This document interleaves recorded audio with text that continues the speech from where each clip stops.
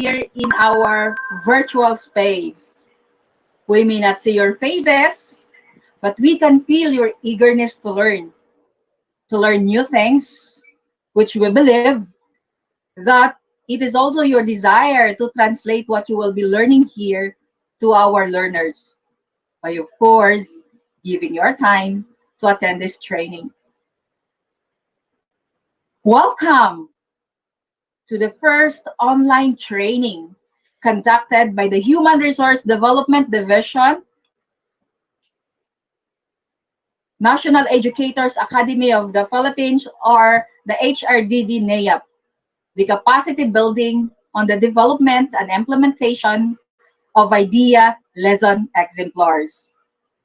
We are very fortunate to have this kind of learning and development program for all our fellow teachers here in DepEd Calabarzon, which gears towards quality basic education in support of Sulong Edukalidad of the Department of Education, and of course its contextualized version in Calabarzon, which is the pivot for AQ.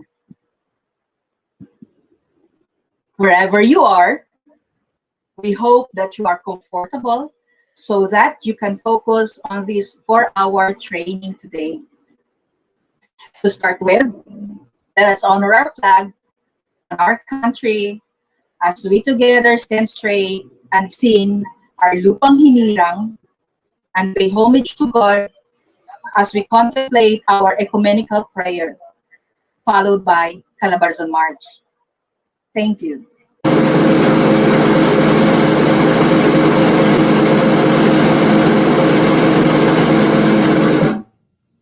Bayang magiging pinagkasinamanan, alam ng puso sa nagtipo'y buhay.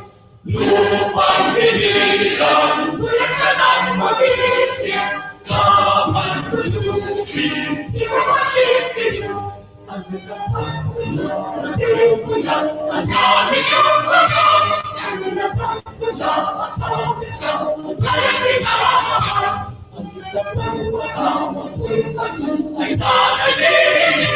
Ang ikuling matawang na kaya ang may pinagtinig.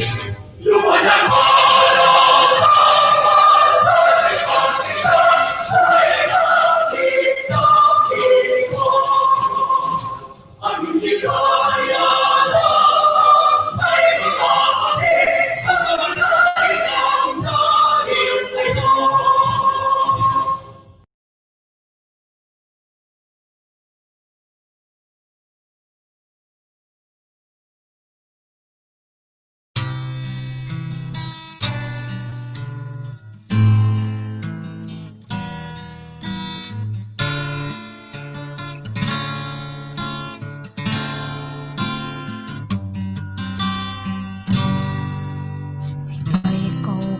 Mighim tolangit sikoy ko kamigim to aldo ay bulan ikaw ang nagbuhat sa kabituunan ikaw ang nagbuhat sa kalibutan manama mawantog ka warag po ko iling ko'y ko o Diyos kahibulungan ka busa ikaw lang ang simbahon ko.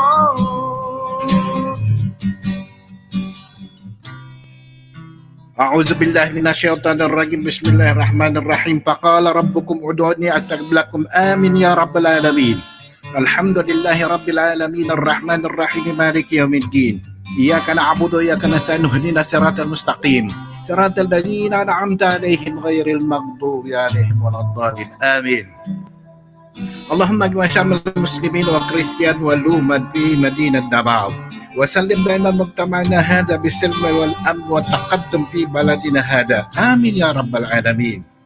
ربنا لا تزغ قلوبنا بعد إذ هديتنا وهب لنا من لدنك رحمة إنك أنت الوهاب.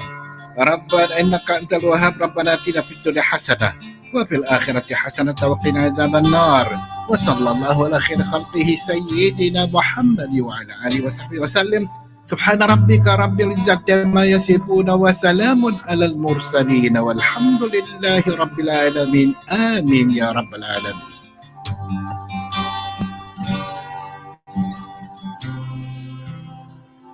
In the name of the Father, Son, and Holy Spirit. Amen. Our most gracious Heavenly Father, we come to you today to praise and worship you and give you thanks for all the things you continue to provide for ourselves and our families. Father, we humbly ask for forgiveness for all the times we have offended you, when we forget to acknowledge your presence in the image of our brothers and sisters, and for moments we fail to be good stewards of the blessings you have given us. Continue to guide and protect each one of us, Lord, that we may always walk in the light of your everlasting love and mercy. Grant us, Father, with your comfort in times of distress and with your strength in times of weakness. Bestow upon us your unending grace and healing, that we may in turn become instruments of gentleness and compassion to others. We ask all this in the name of your Son, our Lord Jesus Christ, with the prayer and the intercession of our Blessed Mother. Amen. Manama, mabantog ka. Warapoko iling koy ko. O Diyos, kahibulungan ka. Busa ikaw lang ang simbahon ko. Busa ikaw lang ang alagaran ko.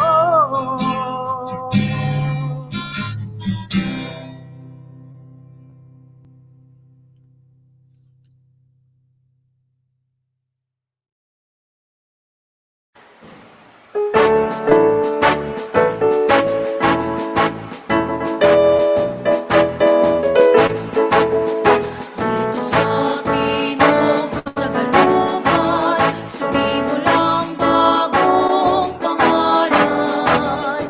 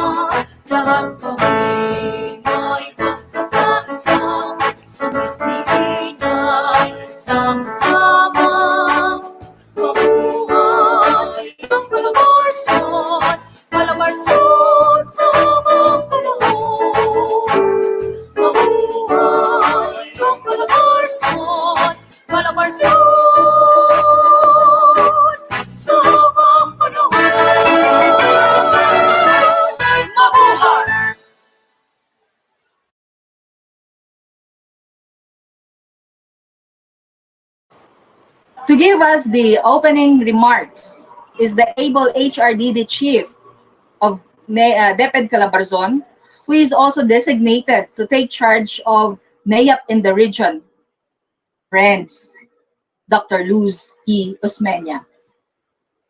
Followed by the statement of purpose to be given to us by our dynamic Assistant Regional Director, Dr. Ruth L. Fuentes. This will be followed by the online protocols and session mechanics to be given to us by Dr. Mark Anthony Malonzo, HRDD Specialist. Thank you. To our Regional Director, Director Willie Cabral, Assistant Regional Director, ARD Ruth Puentes, our Program Management teams, the HRDD team, our dear teachers, good morning.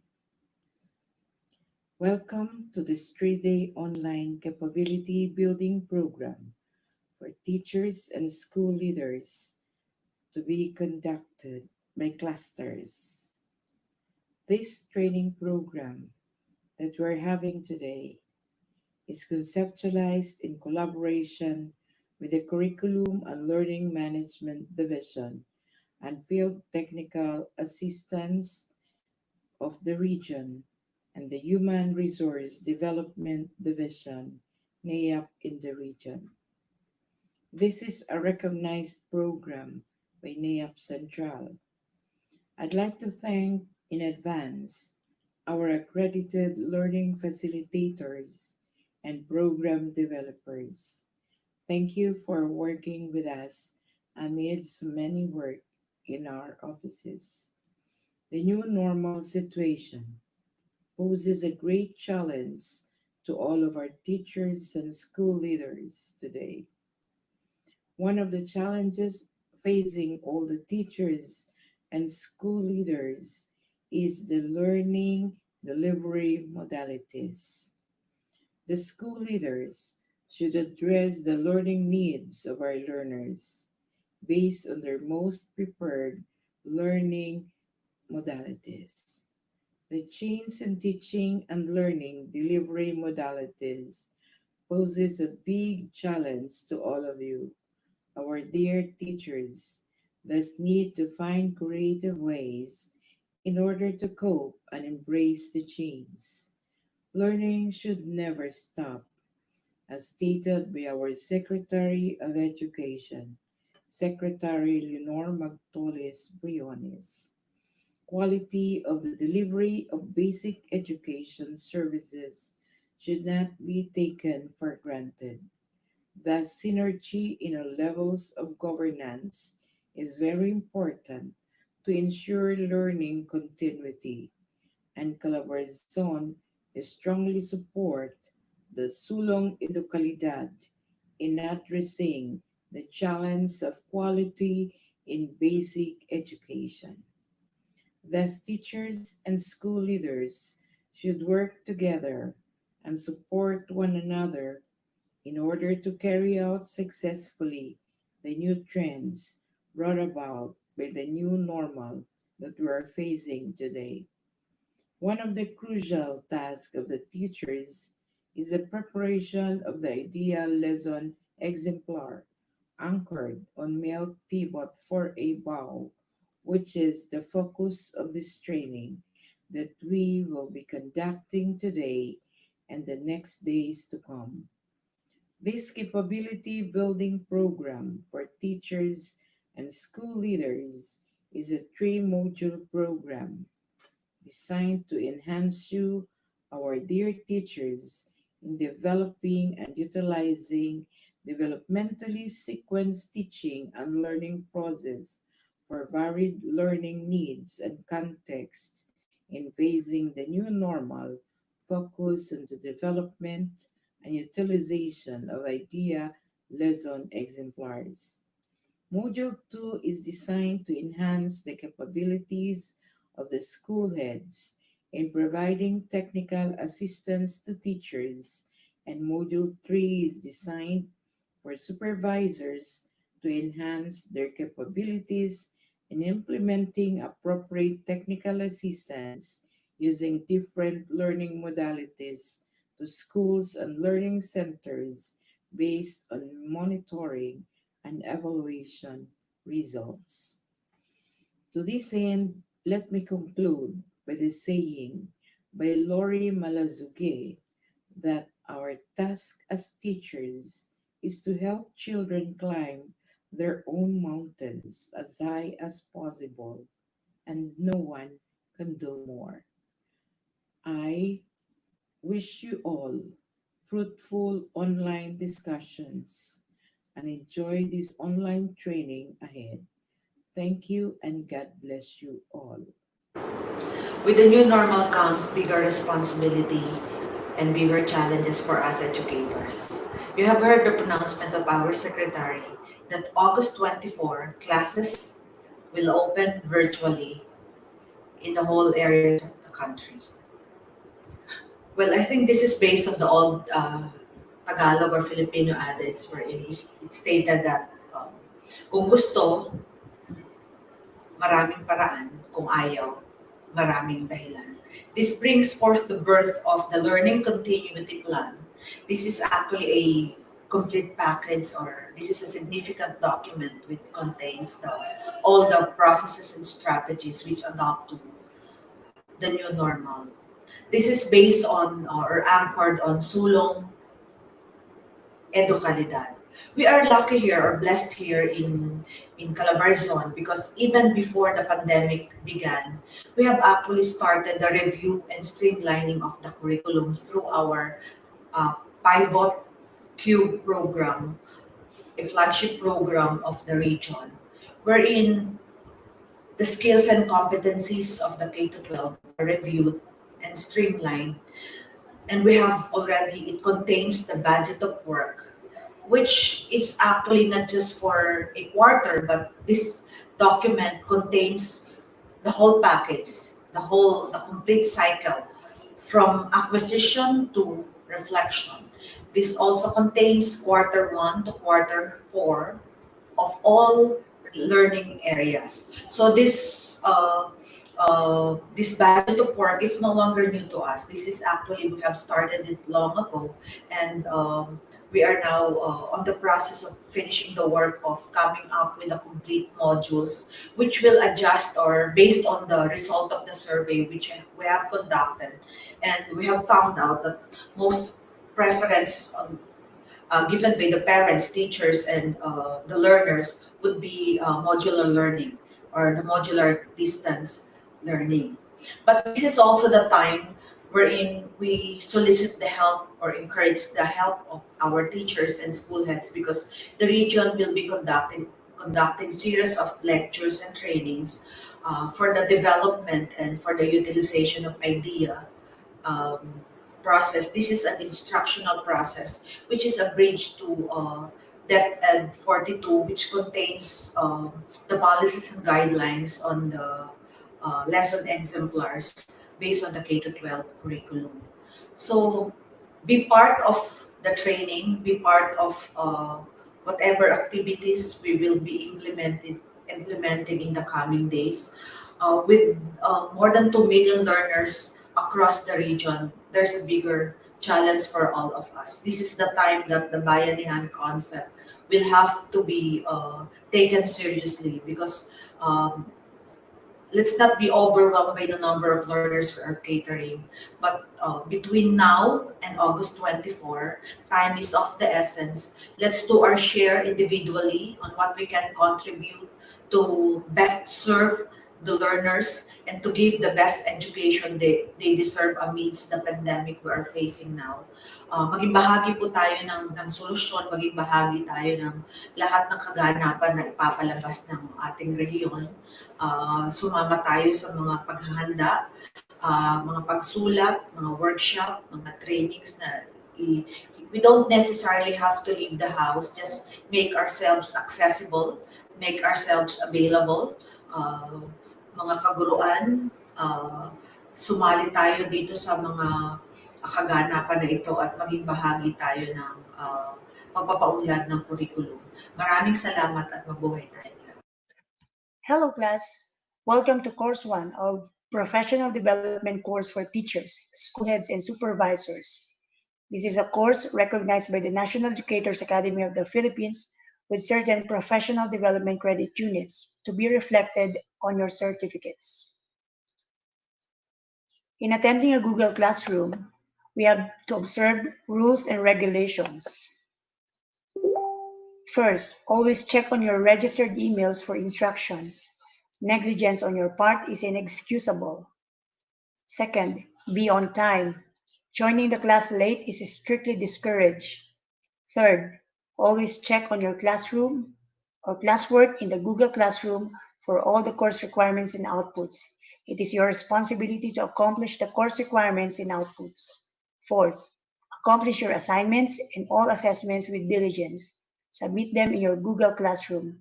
Your submissions will be assessed and monitored by the assigned member of the program management team in your class. Fifth, ask questions through Google Classroom Stream. Answers to your questions will be attended by the program management team, which consists of area learning supervisors of the Curriculum Implementation Division or by the learning facilitators. Sixth, this is an exclusive course for you, which observes Data Privacy Act of 2012. Any act against persons' right to privacy, like video recording without due consent, is a violation of this law. Respect to privacy is upheld by the program management team. For the course requirements, rules, and regulations, please be noted that prompt and complete attendance to class is required. HR specialists and monitoring and evaluation specialists are monitoring your daily attendance. Second, all the tasks that you must undertake will be assessed by the program management team. Your compliance to all the course requirements is advised. Third, a certificate of participation or e-certificate will be sent to all the participants who will complete the attendance. Only those who are able to satisfactorily complete the course requirements will receive a certificate of completion. You will receive e-copy of your certificates via registered emails. Thank you. Friends, we are very proud to inform you that all our learning facilitators here hurdled the National Educators Academy of the Philippines certification process. Thus, being certified by NAEAP makes them eligible to run sessions as one of the standards of NAEAP. These facilitators too developed these modules. We will now start our virtual training. To discuss session 1, which is an overview of the most essential learning competencies or MILC, and the pivot for a cube, our learning facilitators Leslie Valenia Dinosta, Principal of SDO Binyan City, and Christian Mesfer Hernandez, SEPS and OIC School Head from the Schools Division of Imus City. Leslie and Mesfer, take it away. Good day, everyone. This is Miss Leslie D. Valenia, school head from SDO Binyan City and a NAEAP facilitator. Welcome to our session, which is the overview of the most essential learning competencies and pivot for a cube, or quality basic education. Is an overview of the most essential learning competencies, MELC, and the pivot for a cube, or quality basic education.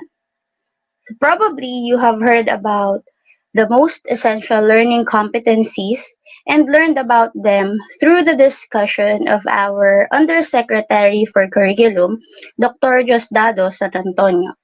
In this session, we'll get to learn more about MELC and its connection with the Region 4A Cube, or Quality Basic Education. For our terminal objective, at the end of the session, the participants shall be able to explain the parts, features, and the use of the MELC and pivot for a cube. As for our enabling objectives, these are the following.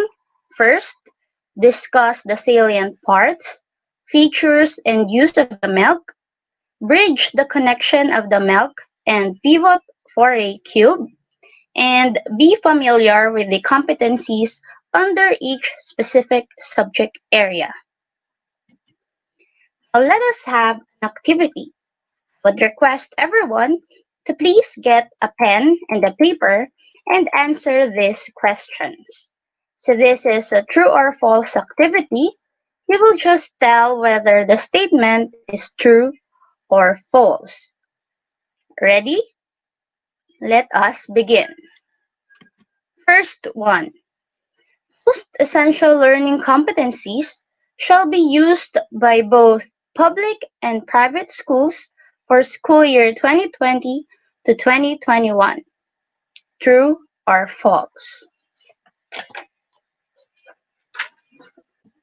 Number two, the Barzon Pivot for a Cube is the flagship program of DepEd Region 4A in support to the Sulong Edukalidad program.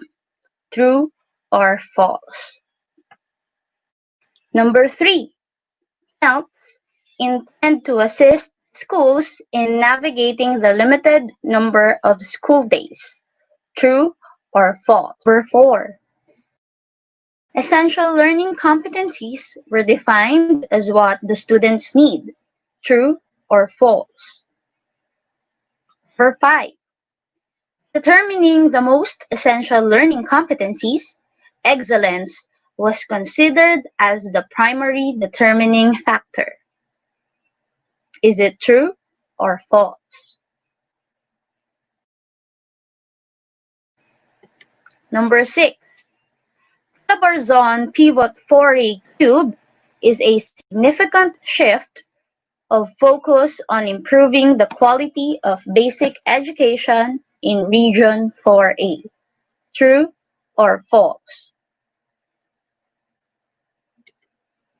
Number seven, MELC, the most essential learning competencies, downplay the standards set by the K-12 curriculum. True or false? Number eight, the release of the MELC addresses the review findings of congestion and overlaps.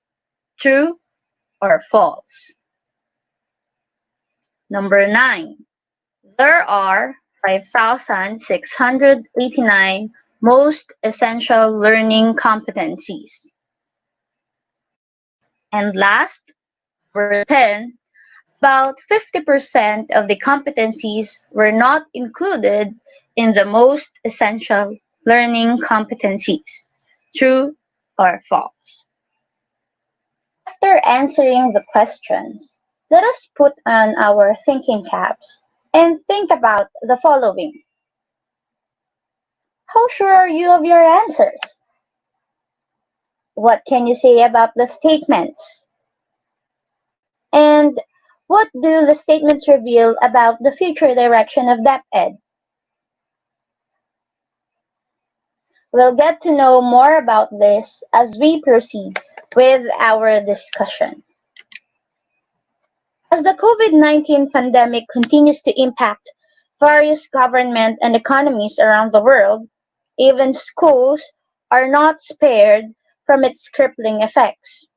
As for the Philippines, ensuring the welfare of more than 27 million learners in the basic education alone requires indomitable commitment, especially amidst this crisis. As per our Secretary, Leonor Briones, she emphasized that the Department of Education will ensure the health and safety of our learners, teachers, as well as our parents and communities while we adjust our initiatives and formulate solutions so that basic education will still be within the reach of our people amidst COVID-19. And regarding the call to freeze or stop school year 2020-2021, our DepEd Secretary reiterated that we cannot have 9 months of idle children being restrained in their homes, making them stay at home and having no classes or no learning at all because we are afraid. We have to work around that fear. That's why DepEd has exerted efforts to redirect its plans and activities to suit the needs amidst the COVID-19 pandemic. As UNESCO reiterates, education cannot wait.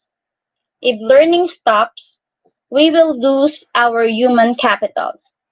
Thus, meeting the needs of the most vulnerable population in this time is essential in achieving the Sustainable Development Goal number 4, which is to ensure inclusive and equitable quality education and promote lifelong learning opportunities for all. The department echoes UNESCO's belief that educational quality, access, and system strengthening cannot be compromised in times of crisis, and doing the opposite will negatively affect human capital. Thus, DepEd affirms its commitment in sustaining the delivery of quality, accessible, relevant, and liberating Philippine basic education services anchored on the Sulong Edukalidad framework. It will continue to strive to produce holistic Filipino learners with 21st century skills. Consequently, the Bureau of Curriculum Development ensures that learning standards are relevant and flexible to address the complex, disruptive, volatile, and ambiguous impact of COVID-19 in the Philippines, particularly in the basic education sector. As for the statement of Secretary Leonor Magtulis Briones, ang pinakamalaking konsiderasyon natin sa pagbubukas ng klase ay ang ingatan ang health, safety at well-being ng learners at teachers. Kaya sumusunod tayo sa mga payo ng DOH at polisiya ng IATF. But at the same time, gusto nating magpatuloy ang edukasyon. Working on the said premise, the department hereby releases the most essential learning competencies, or the MELCs, to be used nationwide by field implementers and private schools for school year 2020 to 2021 only. The release of the MELCs is not just a response to addressing the challenges of the current pandemic, but is also a part of the department's long-term response to the call of SDG 4 to develop resilient education systems, most especially during emergencies. Thus, it can be used under certain circumstances as a mechanism to ensure education continuity or curriculum dimension. However, releasing the MELCs does not downplay the standards set by the K-12 curriculum guides. Rather, these serve as a guide to teachers as they address the instructional needs of learners while ensuring that curriculum standards are maintained and achieved. The content and performance standards are indicated in the document for field implementers to recognize that the MELCs are anchored on the prescribed standards. What do we mean by the essential learning competencies? Essential learning competencies were defined as what the students need. They are considered indispensable in the teaching-learning process to building skills to equip learners for subsequent grade levels and consequently for lifelong learning. On the other hand, desirable learning competencies were defined as what may enhance education but may not be necessary in building foundational skills. Now, how were the essential learning competencies identified? following are the characteristics of essential learning competencies. First, it is aligned with national standards or frameworks. Second, it connects the content to higher concepts across content areas. It is applicable to real-life situations. It is important for students to acquire, and it cannot be expected to be ordinarily learned by students if not taught in school. These characteristics are based on a US-developed competency validation rubric, which is intended to assure that learning competencies can reach the highest level of quality and comparability across schools. Adaptations were made for relevance in the Philippine context. How were the MELCs identified? By the way, the document containing the MELCs can be downloaded from DepEd Commons. Allow me to share to you one part of the discussion of the Undersecretary for Curriculum, Dr. Diosdado San Antonio, during his talk on Making Learning Happen During COVID-19 Emergency, last May 22, 2020. According to him, from the derived most essential learning competency, the department was able to identify 5,689 out of the original 14,171, or there is a reduction of 60%, or in the other way around, we can say that only 40% from the original competencies were included in the MELC. This particular move, or the release of the most essential learning competency, likewise addresses the curriculum review finding of congestion and overlaps. The department, in consultation with stakeholders, identified the descriptor endurance as the primary determining factor. A learning competency is considered enduring if it remains with learners long after a test or unit of study is completed, or if it is useful beyond a single test or unit of study. That's according to Reeves in 2002 and Meny and Horrell in 2014. Examples of such learning competencies include research skills, reading comprehension, writing, map reading, and hypothesis testing, which are essential in many professions and in everyday life. The department then identified the MELCs through the application of these understandings. Now, necessary in the process of determining the most essential learning competency is the decision whether a learning competency is to be retained, merged, dropped, or rephrased. General rule, learning competency is retained if it satisfies the endurance criterion, which greatly contributes to lifelong learning and is a prerequisite to the next level grade. On the other hand, two or more learning competencies are merged or clustered if they have the same objective or learning intention, and thus can be combined into one comprehensive learning competency.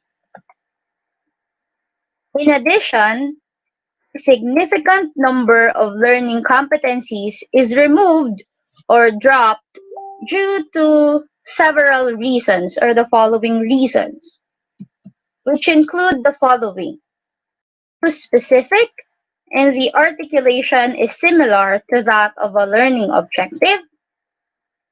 They are deemed appropriate to be introduced in an earlier quarter or grade level, or moved to a later quarter or grade level.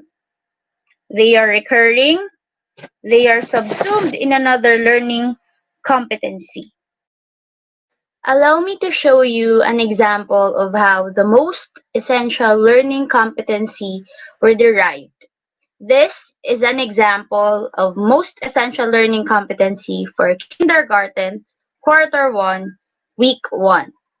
As you can see, or as it is reflected in the slide, we have here the content standard, performance standard, and the most essential learning competencies. And in addition, we also have the sub-competencies. From this particular example, we can see that despite of the COVID-19 pandemic, kindergarten pupils can still achieve the content and performance standard expected of them in various learning domains. Most essential learning competencies identified in kindergarten may be taught repeatedly to help learners acquire the necessary knowledge, skills, and values, or KSVs. It is also recommended that the teacher unpack the MELC into more specific competencies or objective using the kindergarten curriculum guide. The teacher then may add more sub-competencies depending on the need of the learners. Following slides are some examples of how the MELCs were identified, whether they are merged, rephrased, subsumed, or deleted, and the reasons for doing so.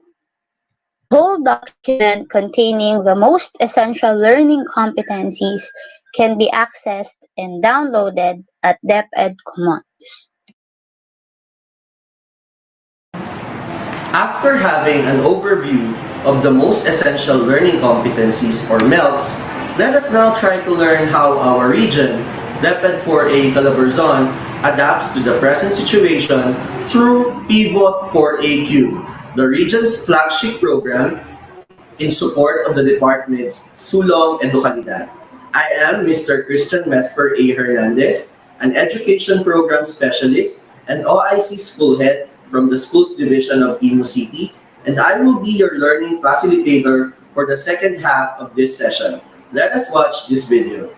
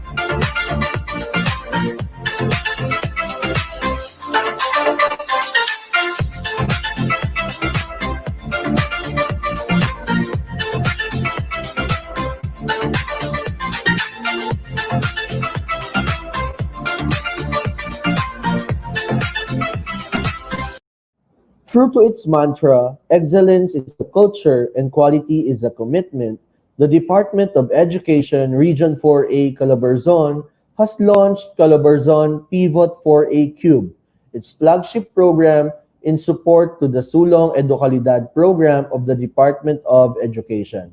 This program aims to improve the quality of basic education in the southern Tagalog region. Calabarzon plays a key role in promoting quality education in the country. Thus, through this program, the Calabarzon Pivot for a Cube, there shall be a significant shift in improving the quality of basic education in the region, with enhanced teacher performance and improved mastery of learning competencies on the part of the learners. Calabarzon Pivot for a Cube has four strategic thrusts, with each one having their respective projects and focus. The first strategic thrust is aligning focus and intervention towards improving learning outcomes, which shall focus on the Regional Basic Education Plan 2020 to 2022 adjustment and curriculum mapping and competency analysis. Advancing hand-holding initiatives such as collaborations, open communication, and vibrant relationships in the exercise of authority will focus on quality assurance and management and professional learning and development initiatives, while amplifying defined technical assistance to target delivery units will strengthen technical and assistance mechanisms in support to achieving short and long-term goals. The last strategic thrust, appraising stakeholders on progress of interventions of the quality and extent of achievement, shall emphasize on building champions among stakeholders. All these projects under Calabarzon Pivot for a Cube are geared towards three goals: excellence, empowerment, and efficiency, or known collectively as the power of E. Under the leadership of Regional Director Wilfredo E. Cabral and OIC Assistant Regional Director Ruth Fuentes, Calabarzon 4A Cube was officially launched on January 21 at Hive Hotel and Conventional Place, Quezon City. In case you are wondering, what is the logo of the Calabarzon Pivot for a Cube and what does it symbolize? Well, for the logo, the red semicircle arrow bearing the word Calabarzon Pivot symbolizes the region's shift of focus on quality basic education, or CUBE. 4A represent four strategic thrusts: align, advance, amplify, and appraise. The yellow number 3 represents the three Is, or the power of Is as mentioned in the previous slide, or what we call E-cube: excellence, empowerment, and efficiency. The numbers 4 and 3 and also the letter A, together they form a cube as well as the Philippine flag, which symbolizes the national program Sulong Educalidad, found outside the semicircle arrow and serving as the guiding force behind the shift in focus. From the regional flagship program, we now have the Pivot Learning Continuity Plan. The DepEd Calabarzon's Pivot LCP is developed also based on the National Learning Continuity Plan, or LCP. This is aligned to the policy directions and the standards set by the Department of Education. While the implementation in the regional context is allowed, the essential elements are surely not abandoned. Rather, it is intensified to suit the realities obtaining in the region, divisions, and our respective schools. The Pivot for a Cube Learning Continuity Plan, or 4A LCP, follows the ICLEA framework. ICLEA stands for I, intent, C, competencies or content, LE, or learning experiences, and A for assessment. For this particular session, we will focus on the first two components, which are intent and competencies or content. The Pivot LCP ICLEA framework defines the holistic approach of how LCP will be implemented across all divisions and schools, means of communication, and also the ways to reach out and how to deliver and assess the outcome. The Pivot LCP ICLEA framework also covers the following intent. First is continuity, which ensures that education for all will never stop. Regardless of the challenge that we are facing, especially now that we are facing a public health pandemic, this LCP covers all possibilities to bring education at the doors of our learners. The second one is engagement. Engagement or the hand-holding initiatives, which are key features of the LCP.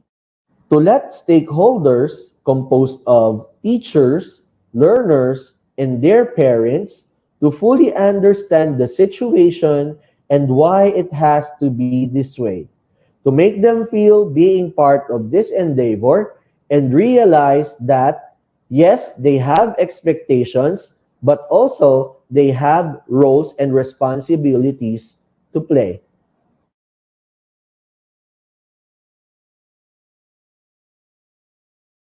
The third is achievement.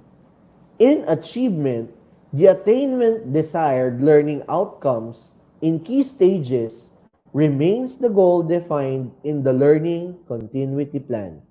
And for support, the LCP fully supports the intent and purpose of Sulong Educalidad. All governance levels are enjoined to accomplish their mandates in acceptable means and ways possible. The second component is the competencies or content. Under this component are the following: the most essential competencies and the enabling competencies.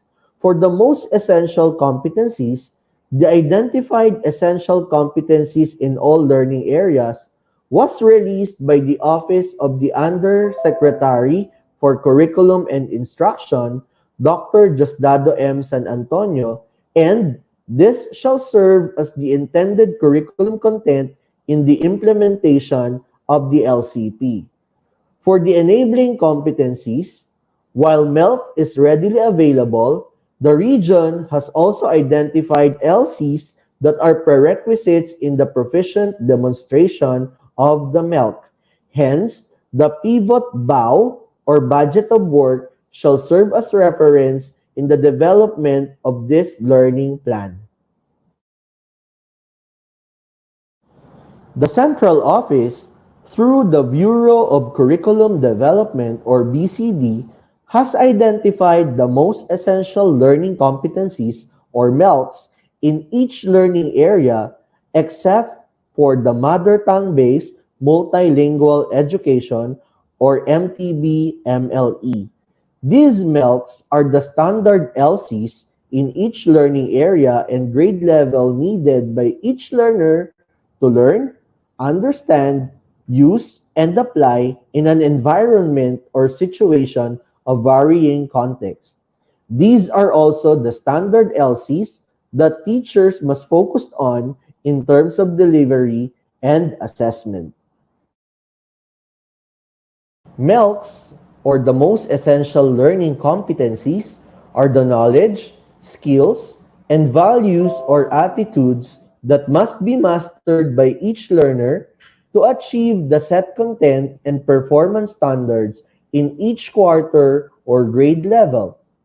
In planning their lessons for each quarter, teachers shall look into the list of MELCs in their respective learning areas and grade levels.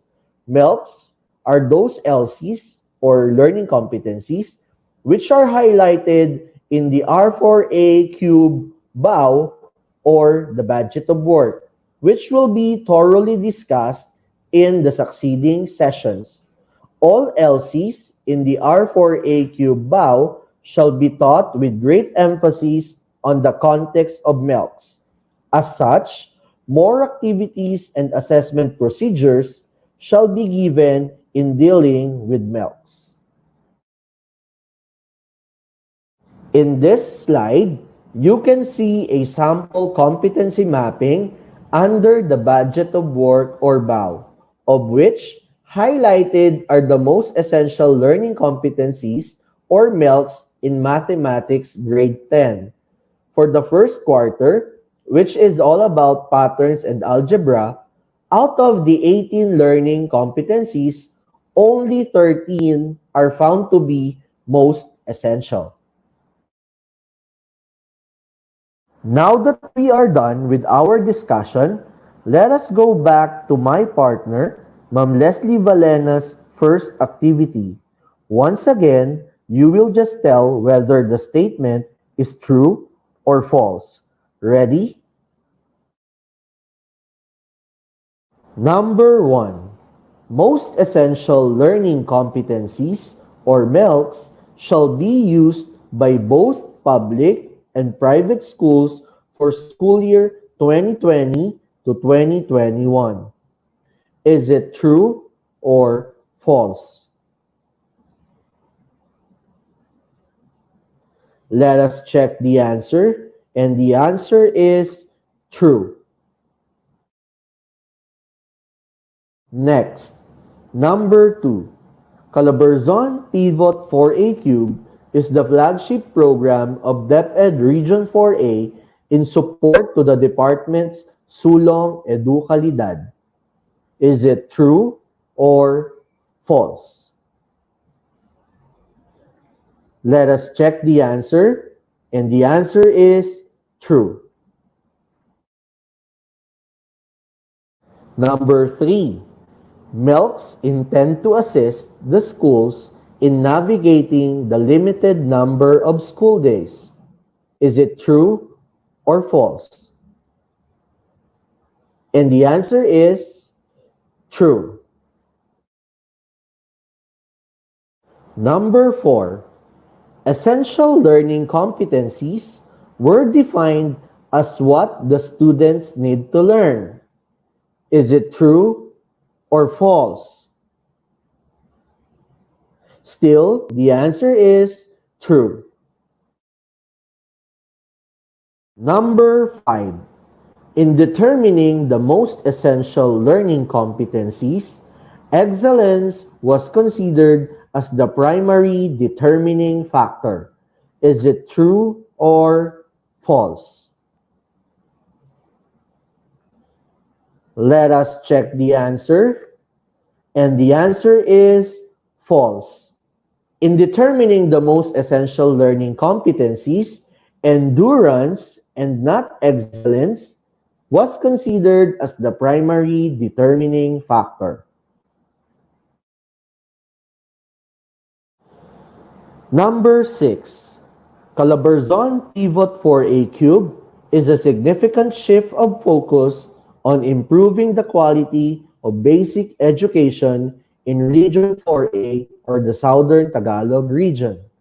Is it true or false? Let us check the answer, and the answer is true. Number 7. MELCs downplay the standard set by the K-12 curriculum. Is it true or false? And the answer is false. MELCs do not downplay the standard set by the K-12 curriculum. Instead, it is what we are using or what we will be using based from the setting or the reality that we are facing today. Number 8. The release of the milk addresses the review findings of congestion and overlaps. Is it true or false? And the answer is true. Our second to the last number, number 9. There are 5,689 milks. Have you counted it? Is it true or false? And the answer is true. There are really 5,689 most essential learning competencies. And last, number 10. About 50% of the competencies were not included in the MELCs identified by our department. Is it true or false? And the answer is false. About 60%, 60, and not 50 of the competencies were not included in the MELCs. Remember that in everything we do, the ultimate success lies in the following factors: common purpose, mutual commitment, and shared contribution. It is best summed up by this quote attributed to Henry Ford and Edward Everett Hale, and it states, "Coming together is a beginning, keeping together is a progress, and working together is a success." Thank you very much for listening and have a great day ahead.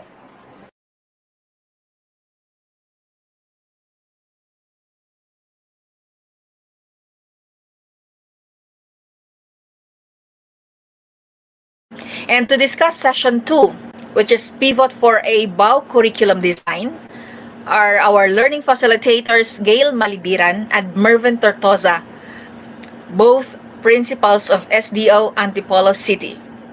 Friends, take it away. A pleasant day, everyone. We are done with our first session. This time, we will proceed to session number 2. We are your facilitators, Ms. Gail J. Malibiran, and my partner, Mr. Mervin C. Tortosa, from the Division of Antipolo City. In this session, we will talk about the MELC Pivot for a BAU and Pivot for a curriculum design. The topics are a continuation of the previous discussion. Some of the terms had been mentioned earlier, but this time we will dig deeper and give more focus on their salient features and importance to teaching. At the end of this session, you, my dear teachers, shall be able to articulate the MELC Pivot for a BAU and the Pivot for a curriculum design anchored on intent, content, learning experiences assessment, or the ICLEA framework. These will be achieved through the following specific objectives. First, discuss the interconnectedness of the elements or features that comprise the Pivot for a BAU curriculum design. Second, explain the significance of the Pivot for a BAU curriculum design to teaching. And third, discuss the roles of teachers in the instructional delivery using the Pivot for a BAU curriculum design. With that said, let us recall some of the important points that were discussed earlier. First, let us recall Calabarzon Pivot for a Cube. This is the flagship program of DepEd Region 4A in support to the Sulong Edukalidad program of the Department of Education that aims to improve the quality of basic education in the region. We also have the ICLEA framework. This framework defines the holistic approach of LCP implementation across divisions and schools. The details of each component is based on the emerging need to fully disclose the adjustments made on competencies covered, the areas of collaboration, the means of communication, the ways to reach out, and how to deliver and assess the outcome. It is important that we remember those two specific points of discussion made earlier as they are relevant in understanding the succeeding topics. Here we have the Pivot 4A Cube curriculum design. This is anchored on the ECLEA framework that has been discussed in the previous sessions. You would see here three columns, namely curriculum sources, K-12 curriculum framework, and expected outcome. Let us begin with the curriculum sources. First on the list is the new skills, namely complex problem solving, innovation skills, critical thinking, creativity, people management, collaboration, EQ, decision making, negotiation, entrepreneurship, and cognitive fluency. You would notice that the new skills are not just limited to academic skills. The same goes with the second source, which refers to the new forms of literacy. Whereas before, we simply associate literacy to reading, such is not the case anymore. We have all forms of literacy, like data literacy, technology and digital literacy, human literacy, and other forms of emerging multiple literacy. There is also the new forms of knowledge like disciplinary, interdisciplinary, multidisciplinary, and transdisciplinary. I suppose there are many more that may not have been included in the list. Finally, we have the millennial learners. We always consider the profile of the learners, for they are, after all, our primary concern. Next, we have the K-12 curriculum. As always, this would include the curriculum competencies, performance standards, and the content standards and lifelong learning. These are the same concepts that we have learned during the onset of the K-12 curriculum and had been practiced since then. You would see here that all the lines connecting them are interconnected in a non-sequential manner. They are all linked at multiple points. But all these are geared toward one central point, which is the expected outcome, to produce fourth industrial revolution leaders, professionals, and workers. Let us recall that this curriculum design is anchored on the ECLEA framework. Let us go back to what we learned in the letter C, which refers to competencies or content, particularly the MELCs. MELCs are those LCs that highlighted the Region 4A Cube BAU. The region identified the LCs that are prerequisites in the demonstration of MELC. Thus, Pivot 4A BAU shall serve as our reference in the development of our learning plans. With that, let us consider the following questions. You will be given a few minutes to think of your response, and then later on, we will hear some of the answers from you. First, what can you say about the BAU? Second, is BAU essential in the delivery of day-to-day lessons? Why? Third, what are enabling objectives? Fourth, how do we determine the enabling objectives? And fifth, why are enabling objectives essential in the effective delivery of instruction?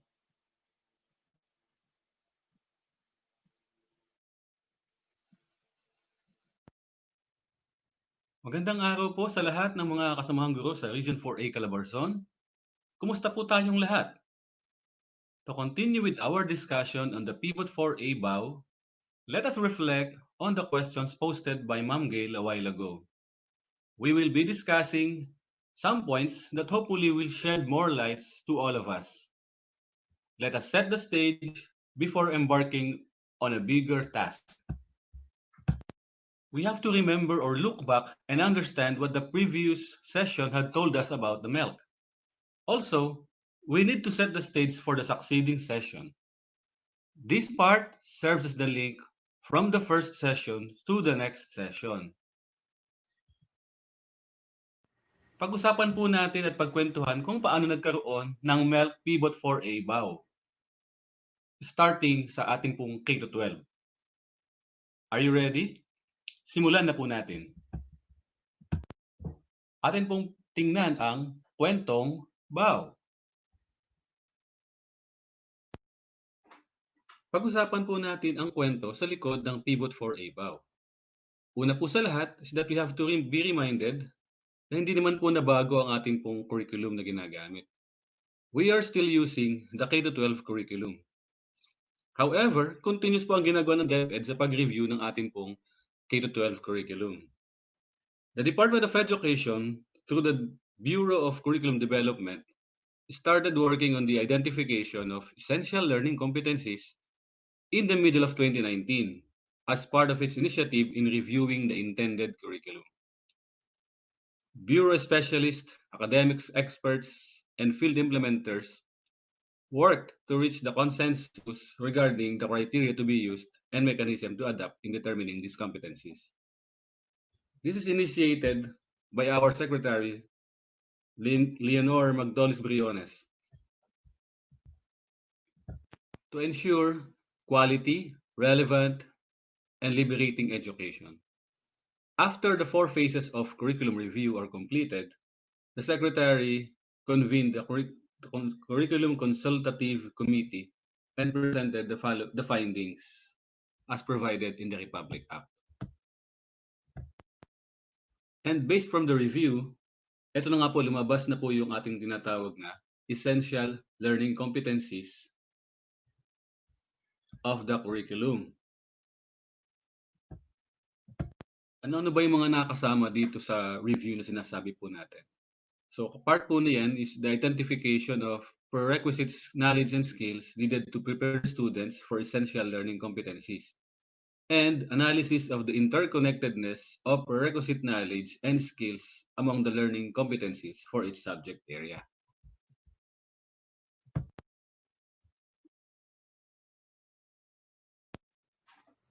Humiram po tayo ng slides mula po sa isang presentation kung saan po pinakikita ang pagkakaroon ng pagbabago sa bilang ng competencies mula po sa araling panglipunan. So from 507 competencies in the curriculum guide, it was reduced to 336 dahil po sa mga ginawang merging, deletion at iba pa po mga paraan ng naging resulta ng kanila pong ginawang pag-aaral para po ma-identify kung alin po ang mga tinatawag natin na essential learning competencies. At ang ganitong ginawa po ay katulad din po sa lahat ng mga asignatura, lahat ng subjects po natin. Po natin across grade levels po ang nangyari mula po sa curriculum guide hanggang essential learning competencies at magtungo hanggang sa most essential learning competencies. So kung ating makikita, sang-ayon po sa graph na ating na nasa slide, nagkaroon po ng malaking kabawasan ang mga competencies. Gayun din sa susunod na slide natin, makikita natin ang pagkakaroon po ng pagbabago pagdating po sa bilang ng mga competencies mula po sa grade 1 hanggang sa grade 10. Maaaring ganito rin po ang inyong makikita sa mga ibang subjects na inyo pong hinahawakan. Mula po sa essential learning competencies hanggang sa pagkakaroon po ng most essential learning competencies.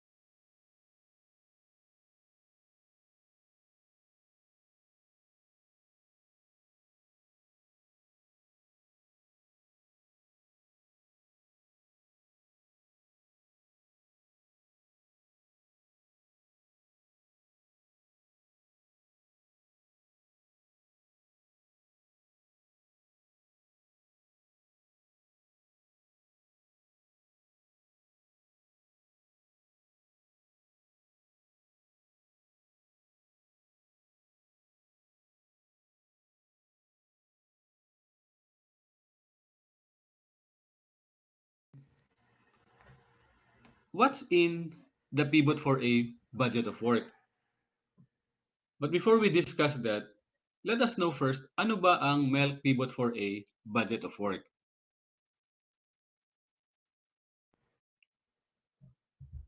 Pivot 4A budget of work is a set of guide providing the specific MELCs and LCs or learning competencies and their number of days to be taught in reference to the targets of each learning area and grade level.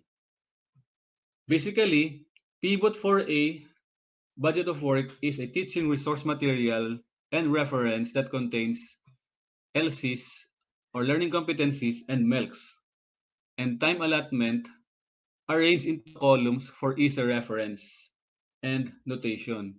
So nakaayos na po siya into columns para po madali nating makita ang bawat bahagi. This would guide the teachers in designing and planning the lesson. So this is made for the teachers for us to be guided in designing and planning our lessons. Its design is influenced by various teaching learning principles focusing on the following: nature of the learner, the knowledge, skills, attitudes, and values of the learner should learn, and of course, the brevity of the KSAs. The focus of the 4A budget of work is on recalling, remediating, reflecting, and relearning principles attuned to diverse learners. The context of this Pivot 4A BAU is not only to decongest the curriculum, but also to refocus curricular directions in the region towards quality teaching and learning. And of course, to the attainment of the desired learning outcomes. This also embodies the complete cycle of learning from acquisition to reflection, which is important in developing holistic learners in the 21st century learning environment.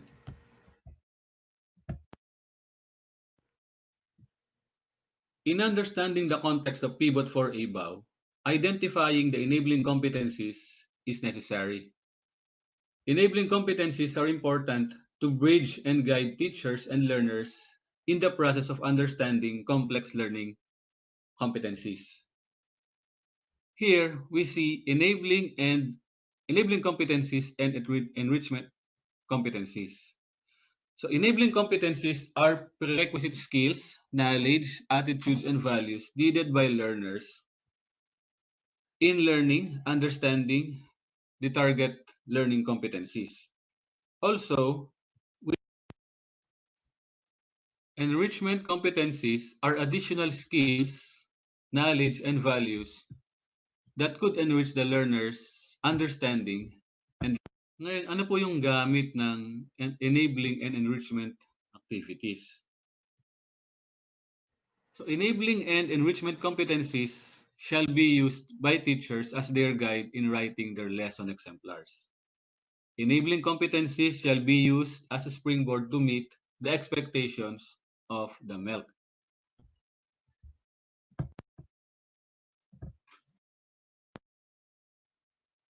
Puntahan na po natin ang nilalaman ng MELC Pivot 4A budget of work. Each budget of work has different parts and or features, considering the nature and uniqueness of each learning area. Basically, the designs of each Pivot 4A BAU are grouped into four. The first is kindergarten. The second is the languages, which is composed of mother tongue-based multilingual education, English and Filipino. The third is what we call the non-kinder and non-languages, which includes science, math, AP, and other subjects. And of course, the senior high school.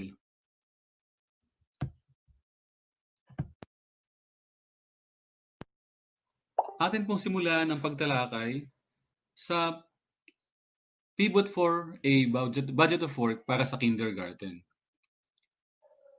At narito po ang kanyang mga bahagi. Ang pivot for a budget of work sa kindergarten ay binubuo ng 6 na columns. Ayon sa ating nakikita. Ito po ay may pananda o may mark na letter A hanggang F. Sa paggamit po ng budget of work sa kindergarten, madahalagang tandaan o tingnan at pag-aralan ang mga sumusunod. Yung pong A refers to quarter, B, domain, C, most essential learning competencies, D, learning competencies. Gayon din po ang letter E na weekly assignment at ang letter F na weekly assignment din po na nakalagay ay ang follow-up weeks. Gayon din po ang enabling competencies. Ang enabling competencies po ay mga kasanayan na nagmula sa curriculum guide na gagamitin ng guro upang bigyang linaw o magsilbing tulay upang makamit ang mga most essential learning competencies. Ang most essential learning competencies naman po sa bawat pivot for a budget of work na sinisimbolo po ng numero o bilang. Ang mga numbers na ito ay tumutukoy kung ilang MELC mayroon sa kindergarten o sa isang particular na subject. Ang mga napiling MELC ay maaaring katumbas ng isang learning competency na makikita sa ika-4 na column o kombinasyon ng mga ito. Ang mga kasanayan sa pagkatuto ay nakalatag ayon sa mga saklaw na nakasaad sa Kindergarten Curriculum Guide at Teacher's Guide. At ang mga ito ay masusing hinimay at inisa-isa upang matukoy ang bawat kasanayan sa pagkatuto sa kada linggo at quarter o yugto. Ang mga guro ay inaasahang matamo o maisakatuparan ang mga layunin sa kada linggo ayon sa isinasaad ng budget of work. Subalit ito po ay base pa rin sa kakayahan ng mga mag-aaral.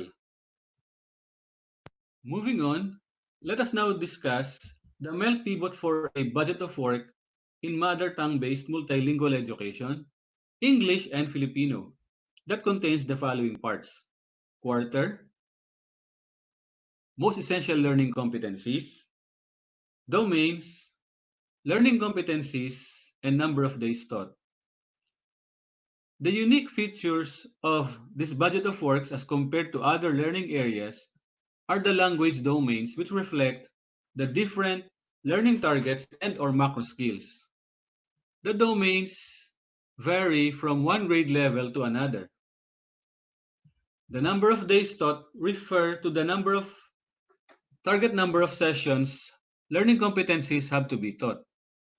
Considering the differences in the teacher's time frame and learner's abilities, the MELC pivot for a budget of work provides directions on how teachers would plan their lessons in terms of curriculum implementation in their classroom.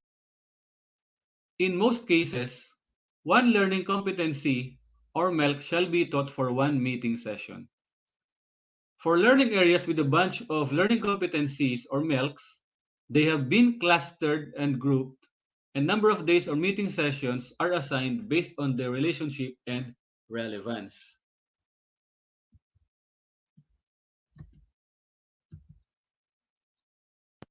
Let us now move on to the budget of works in non-kindergarten and non-language learning areas like science, mathematics, and others. They have the following parts: quarter, MELC, learning competencies, and the number of days taught.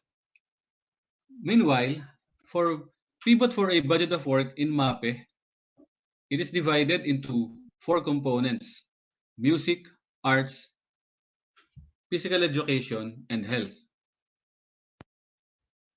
Meanwhile, pivot for a budget of work in MAPE is also divided into 4 components: music, arts, PE, and health. Pivot budget of work in EPP-TLE is also presented and categorized as to components and or specialization. The MELC pivot for a budget of work for senior high school contains the following parts: quarter, MELCs, and the number of days. what are we going to do now after learning the parts of the budget of work for each learning area? Our knowledge of the budget of work, the parts, and how to use it will set the stage for the next step, which is writing the lesson exemplar that will be discussed in the succeeding topic. Considering the unique features of each learning area, MELC Pivot for a budget of work per learning area is presented with preliminaries, which explains and guide teachers on how a specific budget of work shall be used. Specific guidelines would help teachers in teaching specific learning areas on how they would prepare and design their lessons, which will be discussed in the next session. Bago tayo sumulat ng ating lesson exemplars, mahalagang makita natin ang nilalaman ng bawat bahagi ng budget of work. Ating simulan ito sa parts of the budget of work ng kindergarten. Katulad ng ating binanggit kanina, ang unang column ay tumutukoy sa quarter. Ang sumunod ay ang domains, most essential learning competencies, at ang number. Kung ang mga mag-aaral ay nahirapang matamo ang mga layuning nakatakda sa BAW kada linggo, ang mga guro ay inaasahang gumawa ng mga intervention o mga gawain upang makatulong sa mag-aaral na makamit ang mga layuning ito, maaring pangkatan o individual. Sa kabilang banda, may mga mag-aaral na mahusay at mabilis masakatuparan ng mga gawain base sa mga kasanayang pagkatuto na nakasaad kada quarter. Ang mga guro ay inaasahang magbigay ng mga gawain upang tumugon sa kanilang kahusayan o pagiging advanced sa kanilang edad.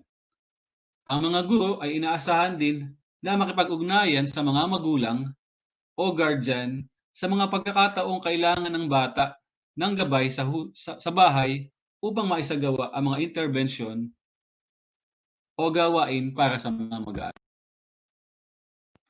Ngayon naman po ay tingnan natin ang budget of work para sa mga languages na kinabibilangan ng mother tongue-based multilingual education, English at Filipino. At ito po ay may mga sumusunod na bahagi.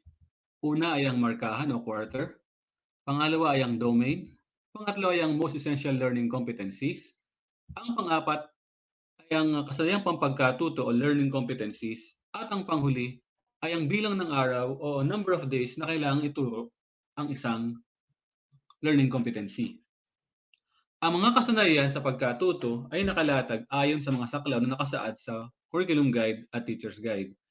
At ang mga ito ay hinimay at inisa-isa upang matukoy ang bawat kasanayan sa pagkatuto sa kada linggo o quarter. Lilinangin ang mga kompetensi ng bawat quarter sa loob ng 40 araw ng pagtuturo.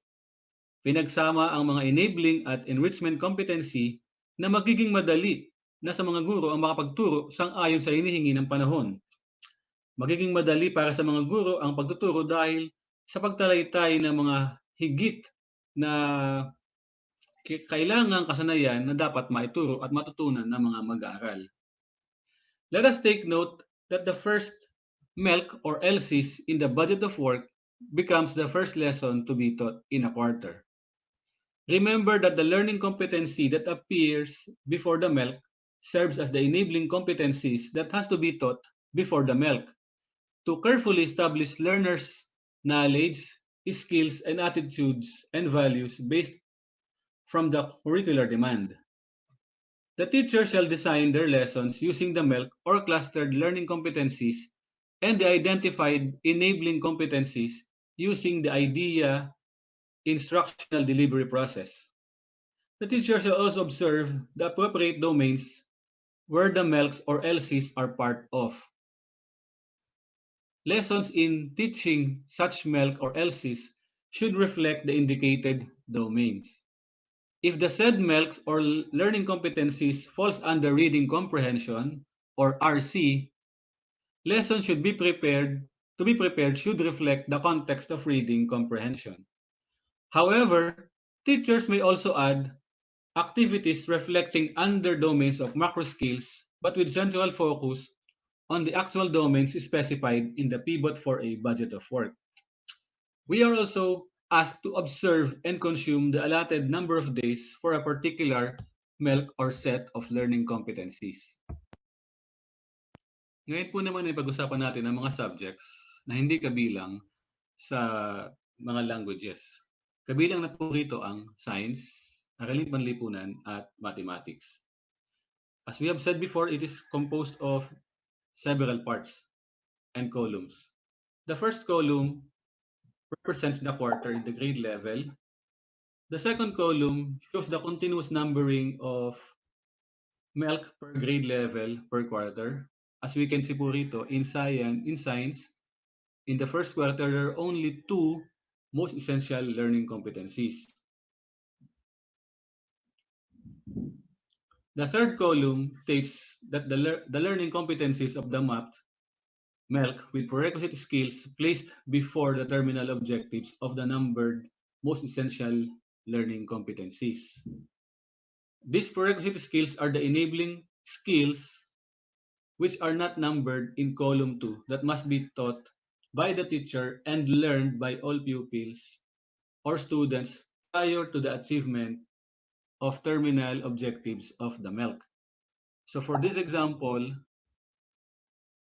the learning competency describe the different objects based on their characteristics is an enabling skills or prerequisite skills that must be taught first by the teachers before moving on to the next learning competencies na may number po, at ito po yung ating most essential learning competencies. Lastly, column 4 presents the number of days to be taught that the MELC must be realized. Now, in using this budget of work, the teachers shall first look at the grade level that they are handling and the existing quarter at the time that they are teaching. So we have to check the MELCs or the learning competencies in a particular quarter. Then take note that the first LC or sets of LCs in the BAU becomes the first lesson to be taught in a quarter. Determine if the MELC has enabling competencies or skills that must be mastered prior to attaining the terminal competencies or the MELC or the LCs which are not numbered in the first column. Again, balikan po natin. Mayroon pong unnumbered competencies or learning competency before yun pong numbered competencies. Yun pong nasa itaas, yun pong describe the different objects based on their characteristics is the enabling competencies that must be taught first bago po yung classify objects and materials such as solid, liquid, and gas based on some observable characteristics.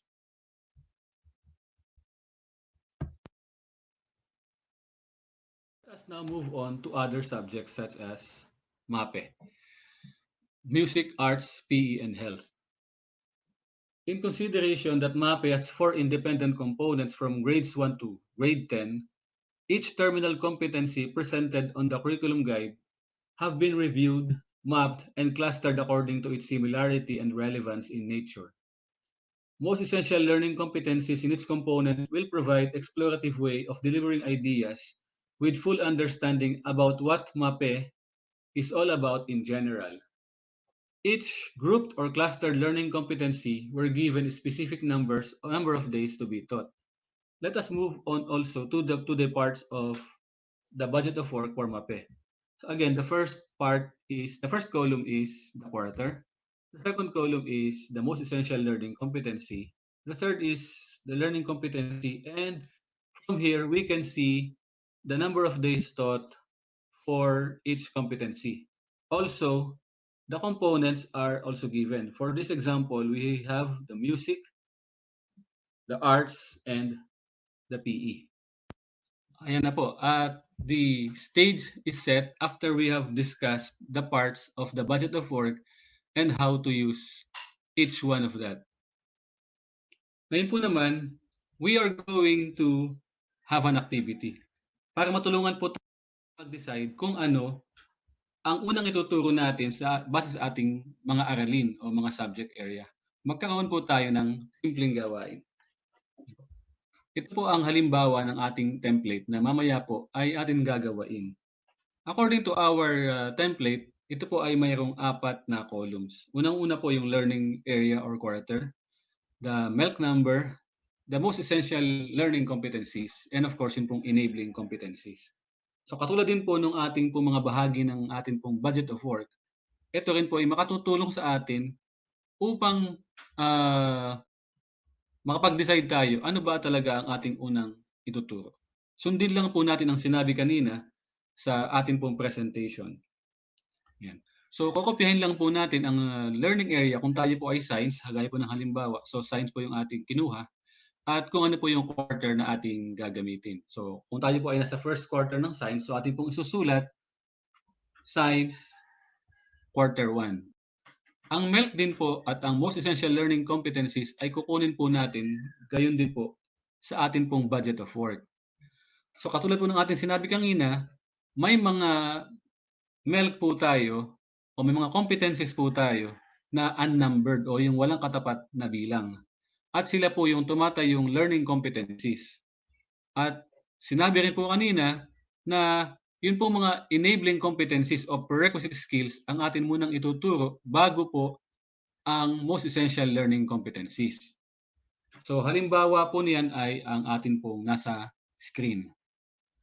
Ang atin pong most essential learning competencies, ang nakasulat po ay classify objects and materials as solid, liquid, and gas based on some observable characteristics. Kung atin pong nakita kanina sa halimbawa natin, sa ibabaw po niya ay mayroon pong isang learning competency na unnumbered. At ito po yung ating tinutukoy bilang enabling competencies or prerequisite skills na dapat munang ituro bago ang atin pong most essential learning competencies. Sa atin pong nakita kanina, ito po yung nakasulat, describe the different objects based on their characteristics. So, ibig sabihin po, ito pong ating enabling competencies, paggawa po natin ng ating pong exemplar, ito po yung ating unang pag-aaralan bago po itong MELC na nakalagay po sa ating pong pangatlong column. Kung wala naman pong enabling competencies, ang isang MELC ay maaari din naman po yan. So, kung kayo po ay nakapili na ng inyong mga subject area at ng quarter na inyong nais bigyan ng pag-aaral o walkthrough, katulad po nito ay atin na pong pwede na po nating simulan ang atin pong gawain. Bibigyan po namin kayo ng ilang sandali para po tapusin ang ating gawain.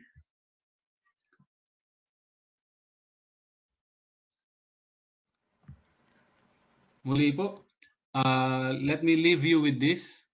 Important element is deeply understanding our curriculum. Most teachers know that they're going to cover this week or this term. Few of us can specify precisely what students should know, understand, and be able to do as a result of any particular learning experience or set of learning experiences. Without that specificity, alignment between content, assessment, and instructions are weak. Sa ngalan po ng aking pong partner from the Division of Antipolo City, Gail Malipiran, ako po muli si Mervin C. Tortosa. Maraming salamat po.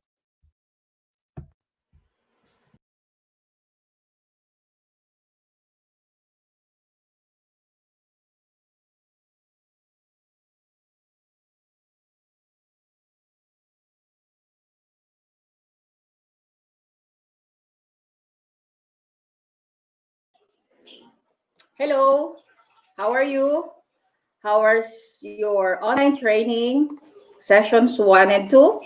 Okay pa ba tayo?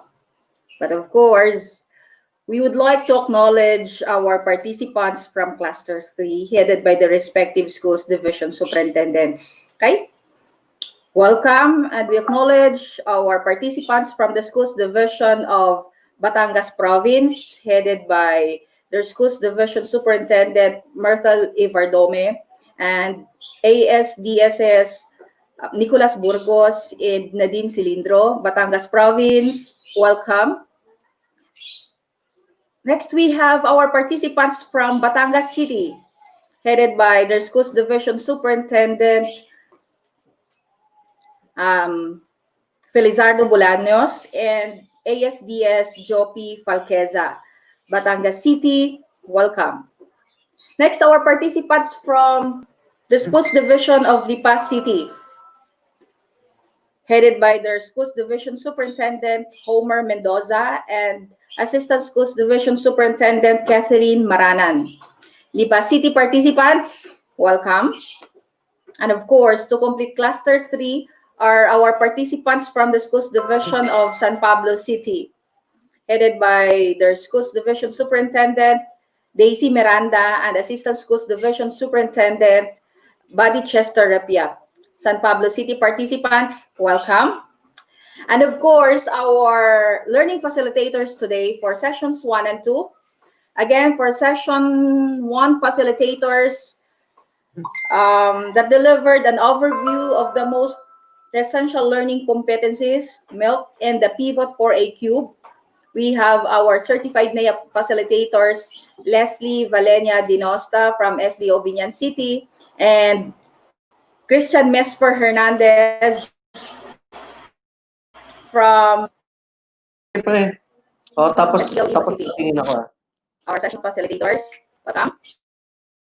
And of course, our session 2 facilitators, both principals from Antipolo City. We who discussed Pivot 4A about curriculum design.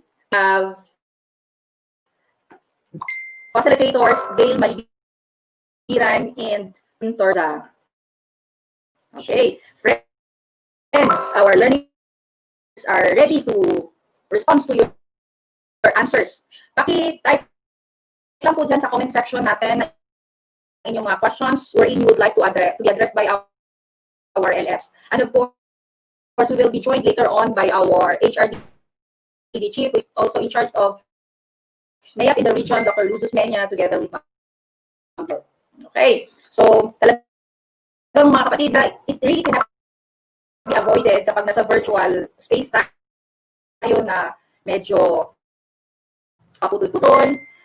Sabi natin kung minsan mahina yung sound natin kasi yung, alam niyo naman, yung connection, sa connection din po yan natin. Okay? So, pakinggan muna natin ang ating mga learning facilitators while we're waiting for the questions. Okay? Let's begin with, session 1 facilitators with Leslie and Christian. Okay? Friends, siguro you have things to say muna before you're going to respond to questions which will be thrown later on by the members of the PMT. Sige po.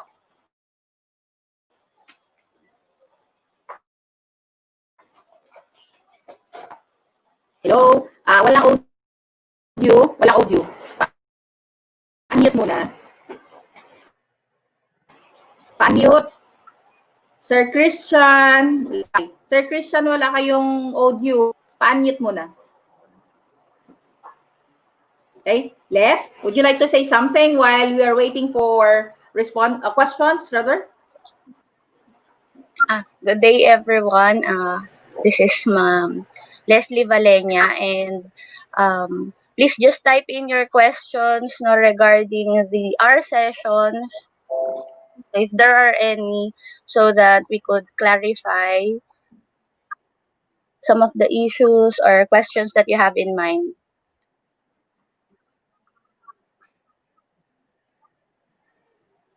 Okay. May mga questions ba kayong na-capture kanina doon sa comment section?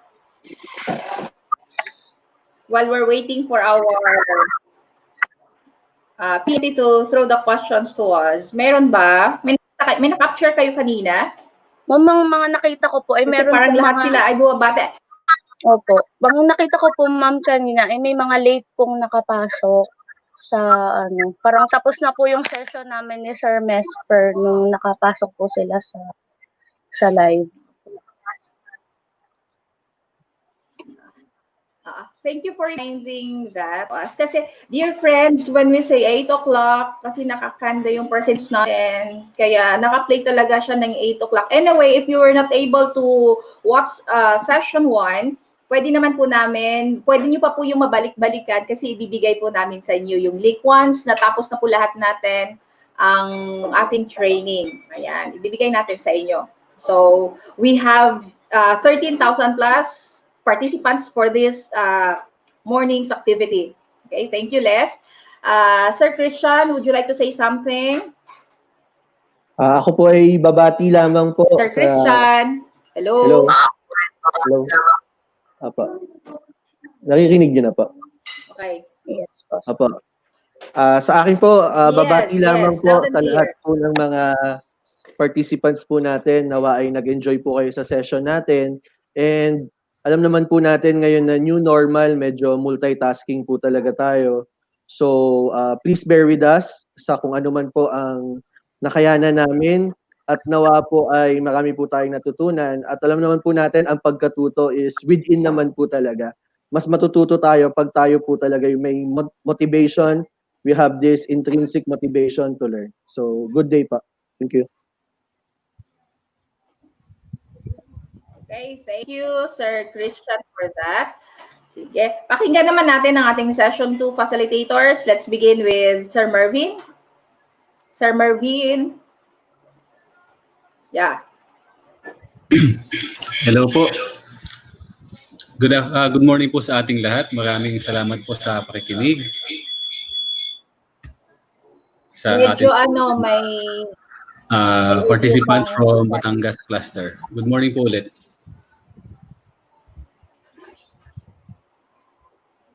May kasama tayo, it's not only Batangas, we have Batangas Province, Batangas City, Lipa City, and of course, Santos City. Ayaw Yun po. po, Rose of the We'd like to SEO, acknowledge po yung ibang Cluster 3. division po na kasama po natin. Good morning po sa inyong lahat. Yeah. Okay, thank you very much, Sir Marvin. Miss Gail? Yes po, good morning po sa lahat. So yung mga happy po to be your facilitators. And we would like to answer the questions po. Palagay na lang po din sa chat box natin. Thank you po. Oo. So, ang iba kasi nag-antay daw sa Gmeet, sa Google Classroom siguro nila ng link. Sige, siguro tomorrow, mas maaga nating ibigay para at exactly 8 o'clock makapasok na po kayo. Or I think we are going to start tomorrow by 7:40 kasi we have MOL pa.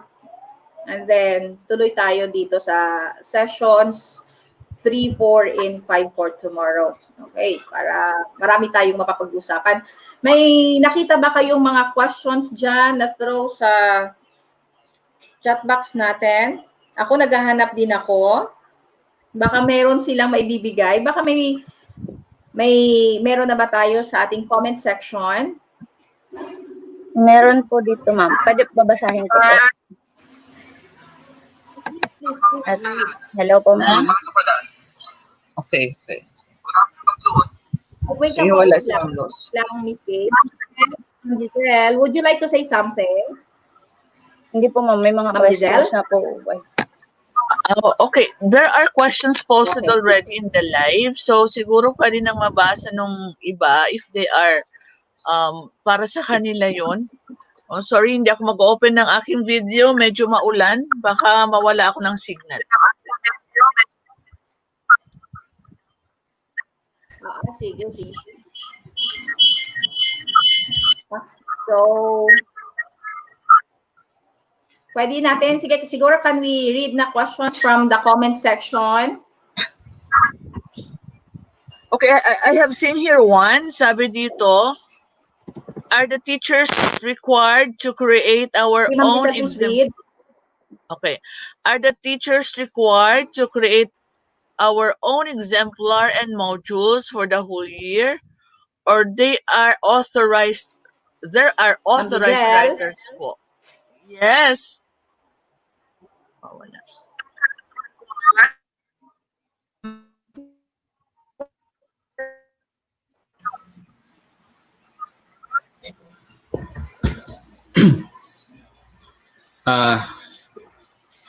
Are the teachers required to create their own exemplars? Giselle? Ma'am Giselle? Nawala No, si Ma'am it's Giselle already, eh. it's already, nandiyan na, nandiyan Apo. na, Balikan na nililate na siguro ni natin Sir si Ma'am Marvin. Giselle.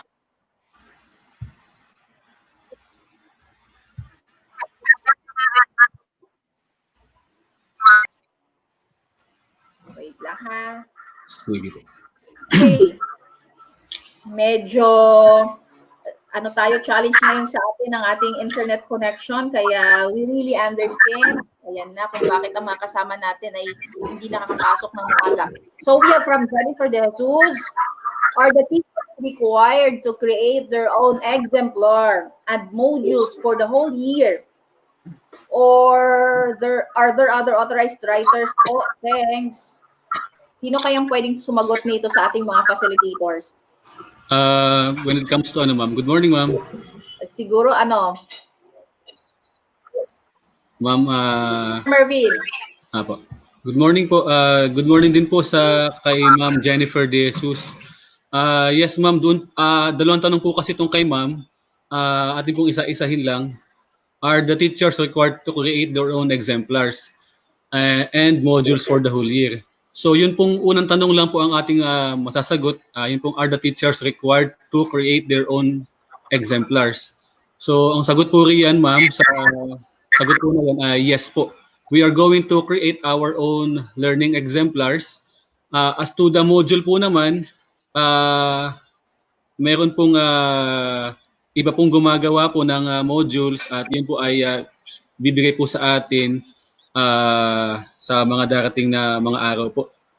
Ano po, pero yun pong yun nga po, ang isang tanong ni ma'am ay, are there authorized writers po? Siguro yung writers for exemplars, tayo po mismo yun bilang guro ang gagawa po. Yun lamang po. Thank you very much po.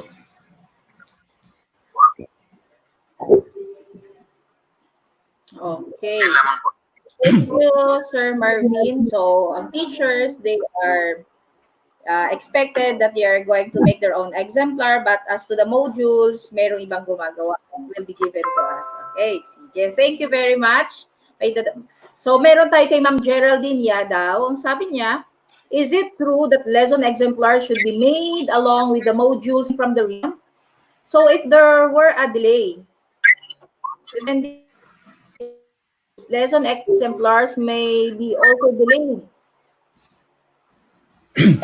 Tama ba na yung lesson exemplar should be made along with the modules coming from the region?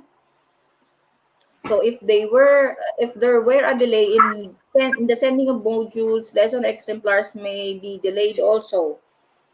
Ayan. Sino po ang pwedeng sumagot sa ating ano yan? Siguro yan ay para sa session 2 facilitator? Yes, ma'am. Or baka pwede ding magdagdag sa atin yung ating mga facilitators from session 1? Sige po. Sige po, ma'am. Let me be the first to answer and sundan na lang po ng mga kasamahan po natin po na mga facilitators. Yun nga po ang sinasabi natin at malamang narinig niyo po doon sa dating naging session po ni Sir Hob, doon pong ating CLMD chief, na magkakaroon po tayo ng modules bago po magkaroon ng exemplars. Pero yun nga po, ang atin pong naging kalinawan po dito, in principle nga po, sabi sa amin kahapon ay dapat mayroon munang modules. But then again, we can prepare naman po our exemplars using our MELC pivot for a budget of work. Kaya po, yun po yung sinabi po sa atin kahapon. So we can start working on our exemplars with the use of our budget of MELC pivot for a budget of work. Thank you po. Okay. Yung dadagdag ko po ba dyan? Medyo ang bilis ng pagkuha nila. Siguro marami talaga mga questions ngayon. May dadagdag ka ba, Miss Gail? Same lang Okay, din sige, po. ito na So, lang. kung wala Kay po Ma- rin pong module, Ako si Ma'am Jenny. yes po, same lang din naman po. So, kung wala pong module pa, we could use po ang ating pong MELCs as basis po for the crafting of the exemplar.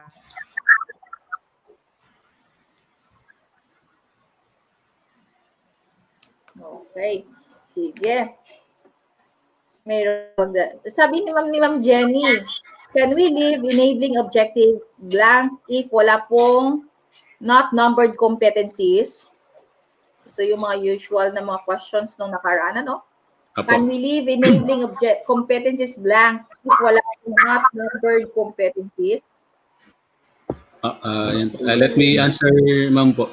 Good morning po kay Ma'am Jenny Hoson. Yung sagot po natin dyan, yes ma'am, there are,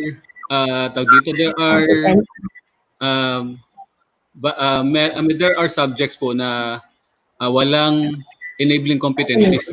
Ibig sabihin po nito, yun nga, walang not numbered competencies at nakalagay na po mismo, yun pong mismong MELC na po mismo. Kaya po, kung wala pong enabling competencies na nakalagay, ang kokopihin na lang po natin mismo ay yun pong most essential learning competencies na may number po sa tapat. Gayun din po, I would like to clarify, yun nga po, hindi lahat ng subjects ay may competencies, may enabling competencies. Pero yun, at ganun din po sa mga senior high school na budget of work, lahat po ng iyan ay, kung nyo mapapansin, ay lahat po ay MELC po ang nakalagay at wala po siyang enabling competencies. Thank you po. Okay. Maraming salamat, Sir Manny, mapaliwanag, malinaw. Salamat po, ma'am. Mayroon ba kayong nakukuha dyan? Kasi may mga lumalabas dito sa aking cellphone. Okay, my questions po are, okay, marami ito ha. What is expected from us participants from this session? That's the first question. Second, are we going to create a lesson exemplar? Second, and of course, third, what specific subject po kaya? Ayan po. Siguro yung iba natin mga kasama sa session 1, pwede din po kayong sumagot kasi alam naman natin na mga ito ay mga school heads, mga principals. Okay? Let's begin with question number 1. What is expected daw from, what do you expect from our participants after Yes, these ma'am. sessions? From this session po, ang expectation po natin at ang ating pong homework, yun pong huling slide natin pinakita kanina, yun pong may enabling competencies na kailangan po na assignment. Yun pong may 4 na columns. Yun pong are we going to create a lesson exemplar that will be for another session na meron pong masagot po yung tanong po na yan, yung are we going to create a lesson exemplar. But for this session po, particularly for session 2, our expectation that you will have to submit to your to your classroom ay yun pong tungkol po doon sa enabling competencies. Yun pong may 4 columns kanina na ating ipinakita. So later on po in your own classrooms, your classroom managers will upload the template. As to subject po ay that will be determined po sa next session po natin, yung pong second and third question. Thank you po.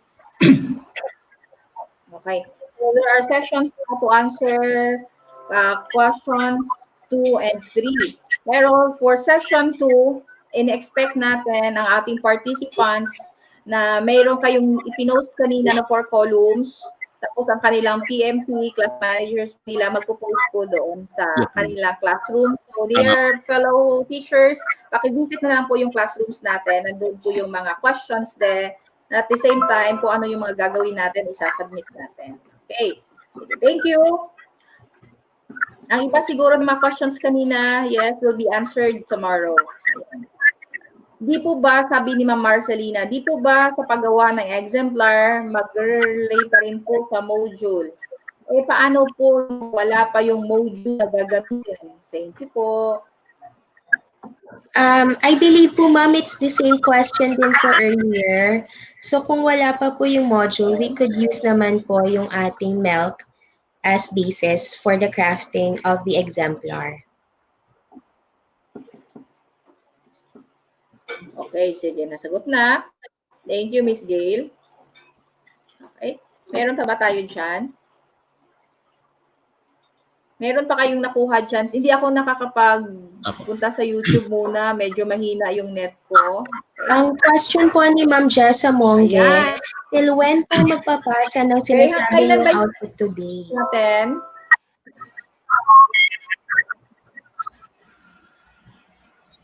Sige po, para po kay Ma'am Jessa po, ang sagot po natin is until tomorrow morning po, bago po magsimula po yung klase natin ng 8 o'clock.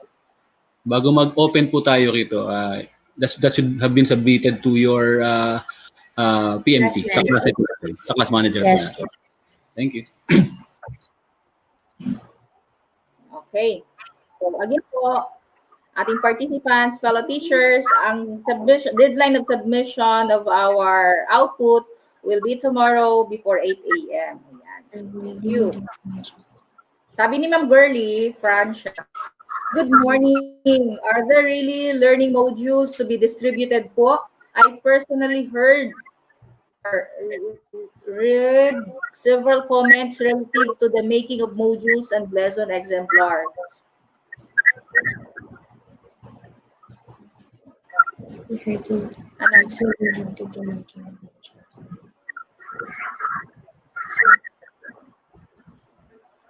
Hello po, Meron ma'am. ba?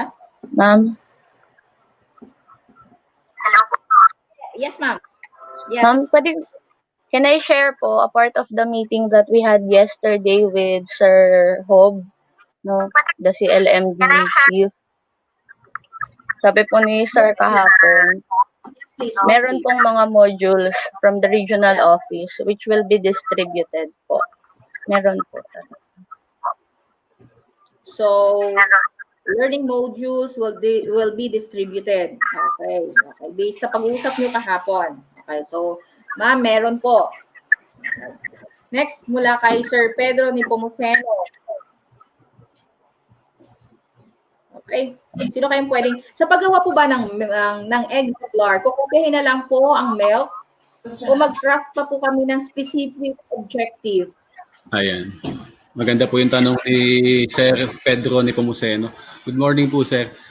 Kung ano po yung nakalagay po sa ating pivot for a milk pivot for a budget of work, yun po yung ating susulat na po. We are asked to strictly follow kung ano po yung nandoon mismo sa ating pivot for a budget of work. Yung pong mga learning competencies na nakalagay na po doon, yun na po mismo ang ating. Thank you po.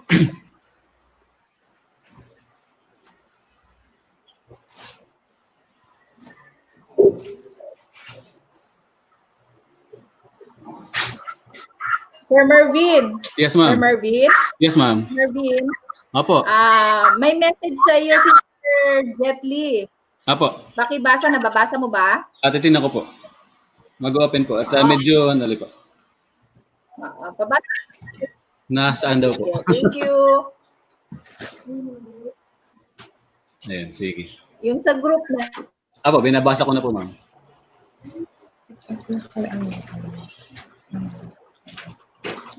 Kay Sir Eric lang. Ayan. Sige po, balikan lang po natin yung tanong yung sagot niya, yung tanong kanina. Mr. Pedro. Raining. Ni Sir, kay Sir Pedro, ni Pumiceno ba yun? Pakibalik po nung tanong, medyo ano po tayo, yan. Yan, sa paggawa po ng exemplar ko, nandiyan na po, ma'am. That's it.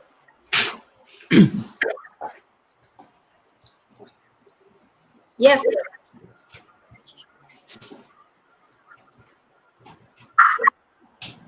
Sabi po rito, yan, sa paggawa ng exemplar, bagamat ito po ay tatalakayin natin bukas ng hiwalay na session, ay masagot po natin itong narito.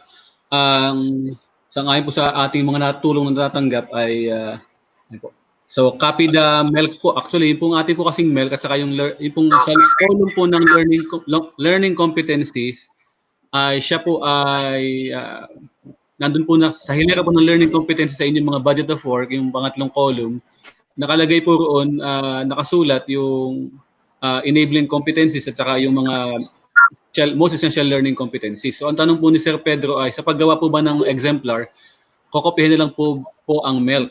Kokopihin na lang po ang milk o mag-craft pa kami ng ng specific objectives. So, hindi na po tayo magka-craft ng specific objectives kasi po nakalagay na po siya mismo doon. As I have said kanina po ay ito po ay kokopihin natin sapagkat ang ating pong milk, ang ating pong budget of work is non-negotiable po. Kung ano po yun nandun, yun na po yung ating susundin. Maraming salamat po ulit. Thank you. Okay, thank you. Ano po ba dyan? Dana? Can we move on to the next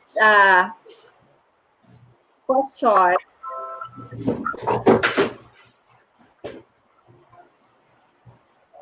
Sir Ray, yung kaninang na-flash mo na question,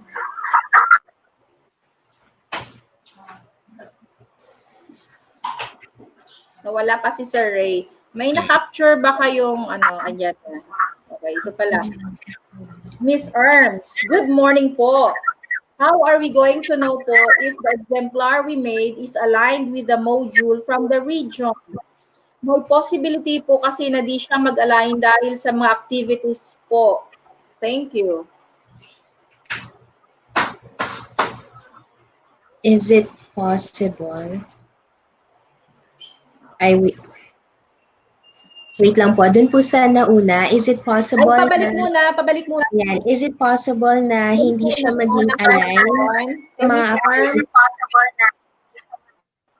I believe naman po na nung nag-roll out na po tayo nitong exemplar at saka nung all of the other topics connected po dito, nagkaroon din po tayo ng mechanism sa ating mga iba-ibang division as to how we would quality assure the exemplars that we are preparing. So, meron naman pong mechanism to ensure na meron po tayong alignment with the module na pinaprepare ng region. Kasi if we would go back po, lahat naman po ng ginagawa natin mga steps, nanggaling naman po siya doon sa iisang lugar lang. Hindi naman po tayo nagde-deviate. So, kung meron po tayong monitoring and evaluation, kung meron po tayong meron po tayong mga quality assurance na mechanism po na ginagawa sa ating mga respective division, masisiguro naman po natin na hindi naman po tayo magde-deviate or magkakaroon naman po tayo ng alignment doon. Okay. Ma'am Nadine, can I add something with what Ma'am Gail have said? Giselle, go ahead po. Okay, so regarding dito kasi sa question ni Go ahead po. Okay, regarding po sa question ni Ms. Arms, kung ang exemplar ba ay aligned sa module ng region. Actually, ang module po na ginagawa ay base talaga sa MELC. So kung ang exemplar na gagawin ninyo po ay galing or base sa MELC, ay hindi po tayo magkakalayo. Yun at yun din po kung ano ang MELC, yun ang ginawa ng module ng region. So kung ano din ang MELC, yun din po ang gagawan nyo ng exemplar.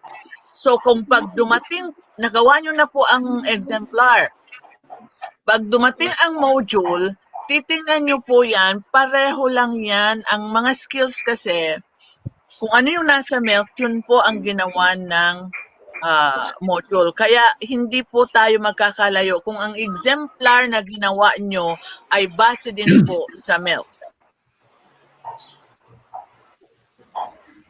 Okay. So yun po. So hindi po yan magkakaiba.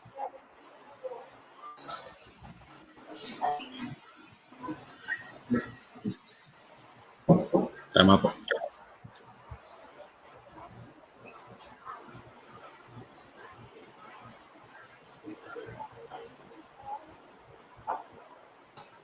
I think we can go to the next question. Okay, thank you, Ma'am Giselle. Okay. Meron kaninang ibinigay. Yes, please.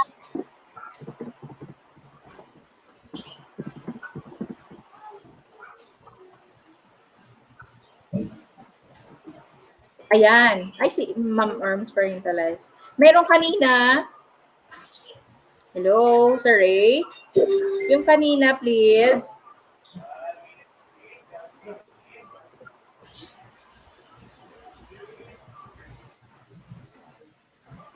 Ay.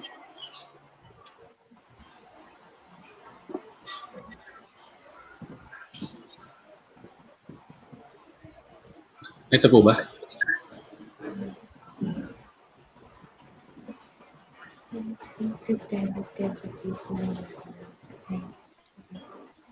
Hello. Ayan, sige. Sige, Sir Marvin, please read.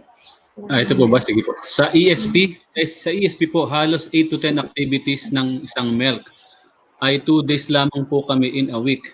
Yes. Sa isang module po ay may 4 na MELC. So sa una pa lang po modules, 40 plus na ang gagawin ng mga estudyante ay 8 po subjects. Sige po, medyo atin pong limiin muna ay yung sinasabi ng question. Okay po. Kasi po medyo nakikita ko po na nakikita na ng teachers po yung kanilang gagawain at saka ng mga estudyante nila. Sige po. Focus po muna tayo dun po sa MELC. Ano po? Doon po sa MELC natin, doon sa MELC Pivot for a Budget of Work po natin, nakalagay po doon sa ating mga halimbawa kanina na ang isang particular na MELC at kung ito may kasamang enabling competencies, may nakatakda pong araw kung ilang araw sila ituturo. Isang halimbawa po, hayaan niyang basahin ko po itong halimbawa natin sa ating pong sample para po makita natin. Ibang subject nga lamang po ito pero hayaan niyo pong basahin ko yung nilalaman. Ano po? Halimbawa po sa ibang competencies po natin sa ibang subjects, meron pong nakalagay rito na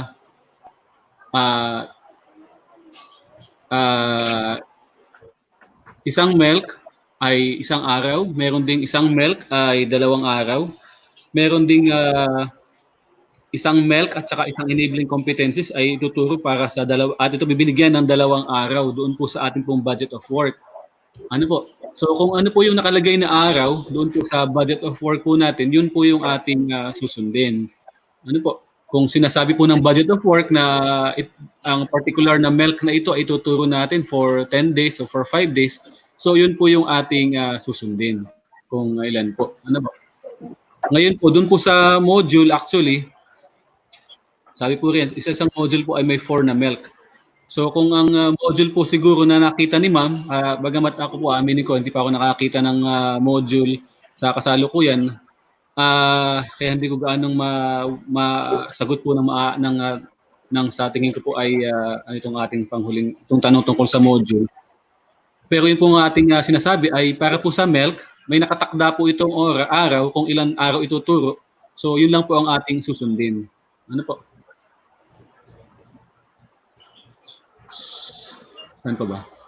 So kung siyempre po kung maraming subjects, kung mayroong 8 subjects ang isang grade level ay yun po yung gagawain din ng bata na kailangan niyang matapos in a given week. So iba't ibang subject po yan, so iba't ibang module po yung gagawain ng bata. So yun po yung kailangan niyang gawain. Ano po? So yan po yung aking katugunan. Hopefully po ay medyo nalinaw po kayo. Maraming salamat po.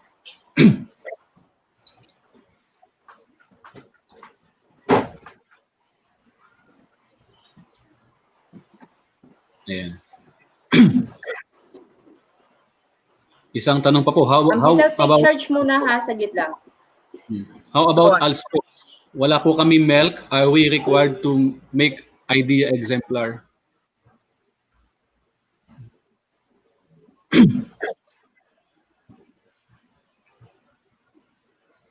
So sa ALS po, ang binanggit po rin sa ating DepEd Regional Memorandum 306 ay lahat po tayo, elementary, secondary, kinder to junior high school hanggang senior high school po, we are required to write our exemplar.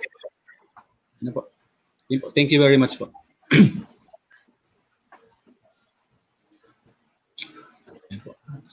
Where can we access the MELC Pivot for infra reference po?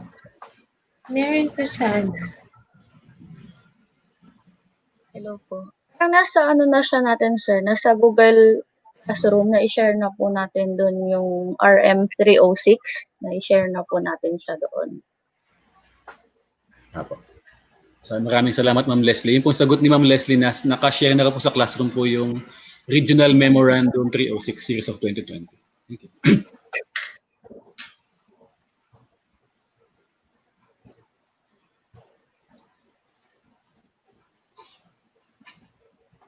Ano pong gagawin sir? Ma'am Giselle. Okay. Ito pong question na to, hindi po yan mababaliwala ang exemplar na ginawa nyo. Kasi nga po, as I have said a while ago, kung ang binasihan nyo po ay MELC, ang modules po natin ay nakabase din po sa MELC. Ngayon po, pagdating ng module, hindi kayo magagahol na sa paggawa ng exemplar, bagkus i-improve nyo na lang po ang inyong exemplar. Hindi po yan mababaliwala, hindi po yan aalisin. Kasi nga po, uulitin ko, ang basihan nyo ay MELC, ang basihan ng module ay MELC. So yun po, mai-improve na lang po yan kapag ibinigay na ang siyempre continuous improvement, yung pinaka-standard ng ating MELC, exemplar. Although ibinigay na po ang format, yan po ang susundin natin, at yung bawat bahagi po i-discuss po yan bukas. I-explain po sa inyong mabuti kung paano gagawin yung exemplar tomorrow.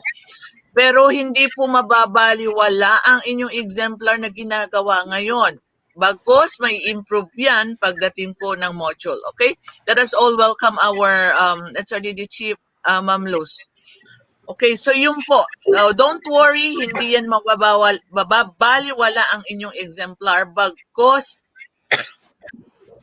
magagamit nyo po yan because yan ay i-improve na lang po natin. Okay. Sige po.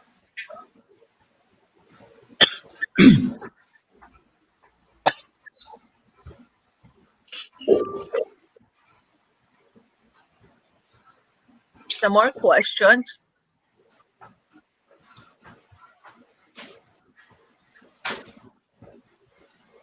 Sagutin lang po natin yung isa nakita ko na wala. Biglang umandar eh. Ito. Kung ang isa pong learning competency ay nakalaan sa BAW ng 5 days, wala na naman. Bakit umaandar ito? Dahil na po. Basta ang ano po natin, ang atin po rito, babanggitin po natin sang-ayon po sa Regional Memorandum, Regional Order number 10, yung pong one milk po ay 1 exemplar. Ayun pala, nakalagay rito. Weekly po ba ang preparation ng isang exemplar? So, ang sagot po natin rito ay depende po ito sa nakalagay na number of days, doon po sa number of days taught, sa dulo po ng ating budget of work. So, kung nakalagay po doon ay 5 days. For 5 days, so good for 5 days po yung ating exemplar na gagawain.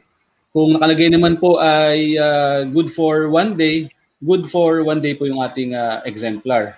Ano po? So, hayaan niyo pong basahin ko ang atin pong kasagutan mula po mismo sa Regional Order number 10. Ito po. Sabi po rito, in designing their Pivot 4A lesson exemplars, all public, elementary, and secondary school teachers in the region may opt to prepare in A, daily basis, B, a period when an LC or learning competencies or MELC have to be taught. So if an LC or MELC has to be taught for 5 days based on the Pivot 4A, the teacher will prepare exemplars good for 5 days. So yun po yung atin pong sagot po sa tanong ni Ma'am. Ang sagot po natin ay makikita natin sa page 11 po of 349 ng atin pong Regional Order number 10 series of 2020. Thank you very much po.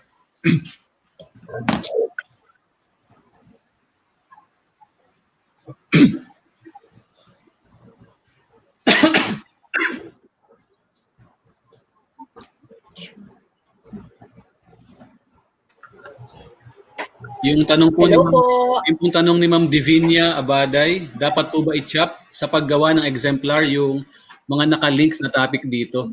Ito po ay inyong mas may enjoy at mauunawaan po natin doon po sa mismong topic po bukas tungkol po sa paggawa ng exemplar sapagkat ito po ay doon masasagot. Bagamat napakaganda po ng inyong tanong. Thank you po.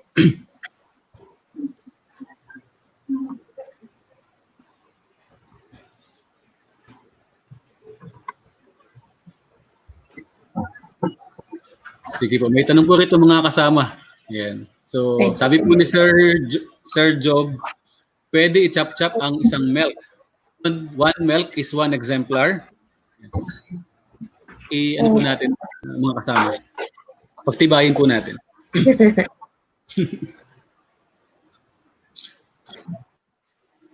Based sa...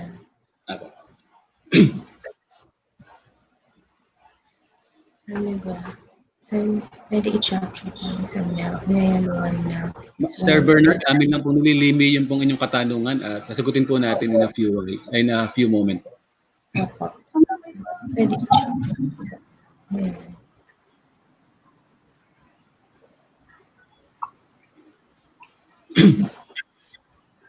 Ano po ba i-chop? So, may I answer? Yes, ma'am. Morning. Morning. So yesterday we had a conference with the chief of the CLMD. At ayan po, ang ipinababatid po sa inyo lahat na one milk is equivalent to one exemplar. So yan po ang sinasabi ng ating SERPOB. We had only a meeting yesterday. Even our facilitators, they heard that. So if one milk is equivalent to 10 days, so there will be one exemplar. But ang lahat po na mga competencies, na mga prerequisite skills sa milk na iyon ay kailangan i-discuss sa napapaloob doon sa exemplar. Okay, so again, one milk, it will have one exemplar.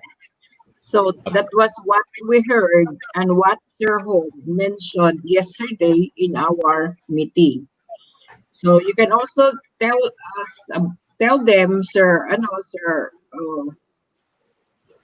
Mervin. Yes, ma'am. The four of you, because you were there yesterday. Yes, ma'am. Yes po. Yes po. So, yun po yung ating ma'am. Nakalagay rin po rito sa atin pong binabasa, kaya po medyo nawala po ako. So, sabi po rito, in most cases, one learning competency or milk shall be taught for one meeting session. For example, with a bunch of learning competencies or milk, they have been clustered, grouped, and number of days meeting sessions are assigned based on their relationship and relevance. So, ina-affirm lang po natin po sinabi rin ni Ma'am Luz na one milk, one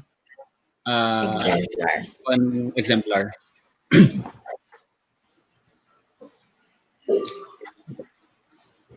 Ma'am and sir, good day po. Kay Ma'am, from Ma'am Belia Kulaban. Sorry. Ma'am and sir, good day po. Paano po yung hindi po lahat ng specialization na offered sa amin ay may milk? Opo. So, yan po ay actually, yan po ay tama po ang sinabi ninyo. Yung po may mga programs po na special programs especially na hindi po lahat ay nabigyan ng milk. So ang meron lang po ayun pong mismong naandoon sa Regional Memorandum 306, siya lang po yung nabigyan natin ng most essential learning competencies coming from the central office. So kung ano po yung nabigyan ng central office, yun lang po yung nabigyan din ng region natin ng PIVOT for a budget of work.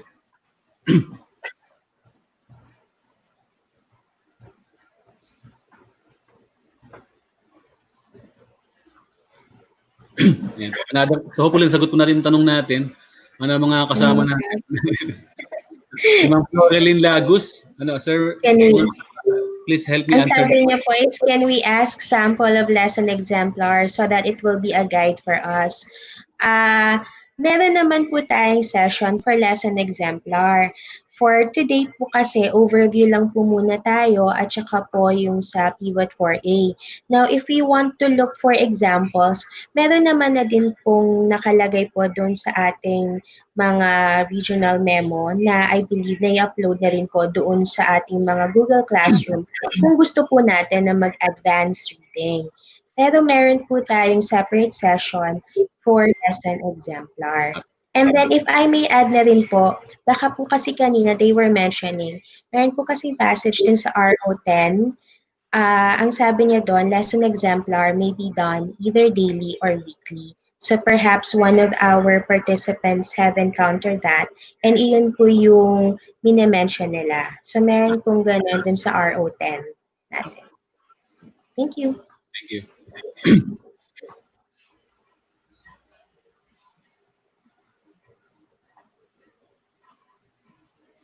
Ayan.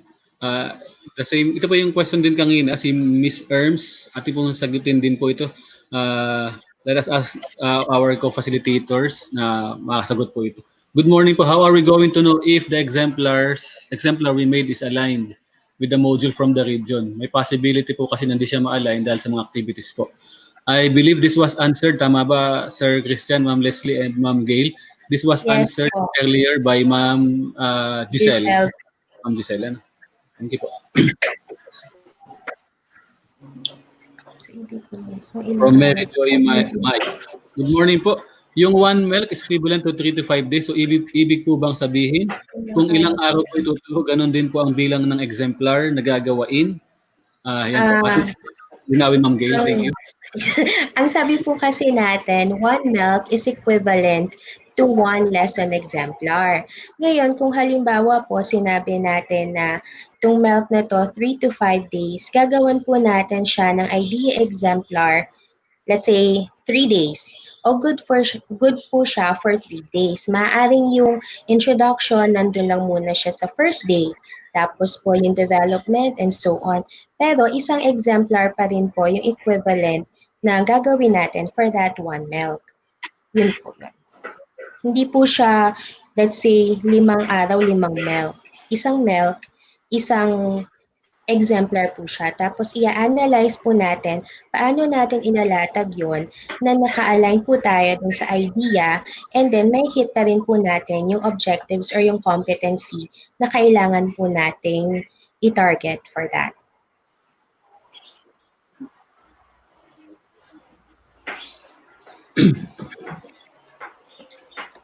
Okay. Meron pa tayo. Sige. Kay Ma'am Zaira.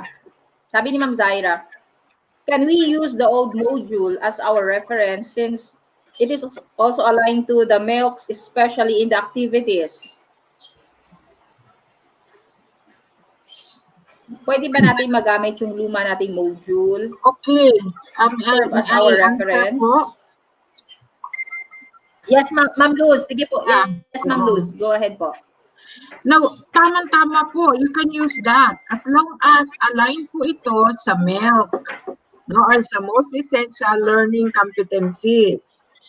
So, lalo na po kung sa ngayon ay wala pa talagang kayo natatanggap na modules. So, we can actually make use of those. So good, at least natatanong po ninyo yan kasi nasa sa inyo po bilang guro kung paano nyo po talaga gagawin ng buhusay ang iyong exemplar. Of course, number 1 po ay ang alignment ng most essential learning competencies sa mga materials, learning materials. So, isa po sa mga considerations po yan kung paano mo tayo gagawa ng ating idea lesson exemplars. So, maraming salamat po sa katanungan. Ang ganda pong katanungan niya.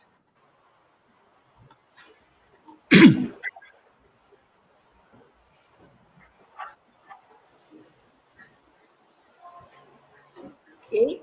So, base po sa BAW, ang bilang ng gagawing activities, halimbawa po, ang BAW ay 10 days. Ilan po dapat ang kanyang activities? Ayan.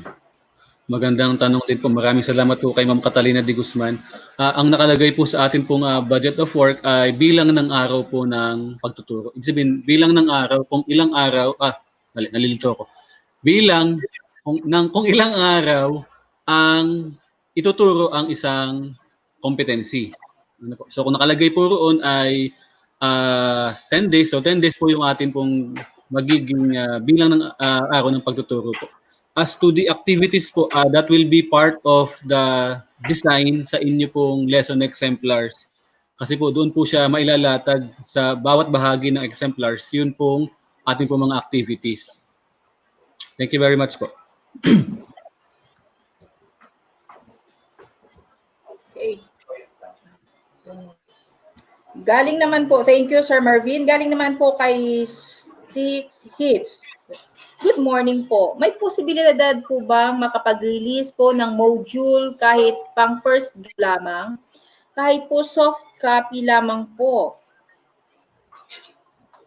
Baka may gusto pong sumagot. Ma'am Luz? Hello po, ma'am. Andiyan ba si ma'am? Hello po, ma'am. Apo, nandito po.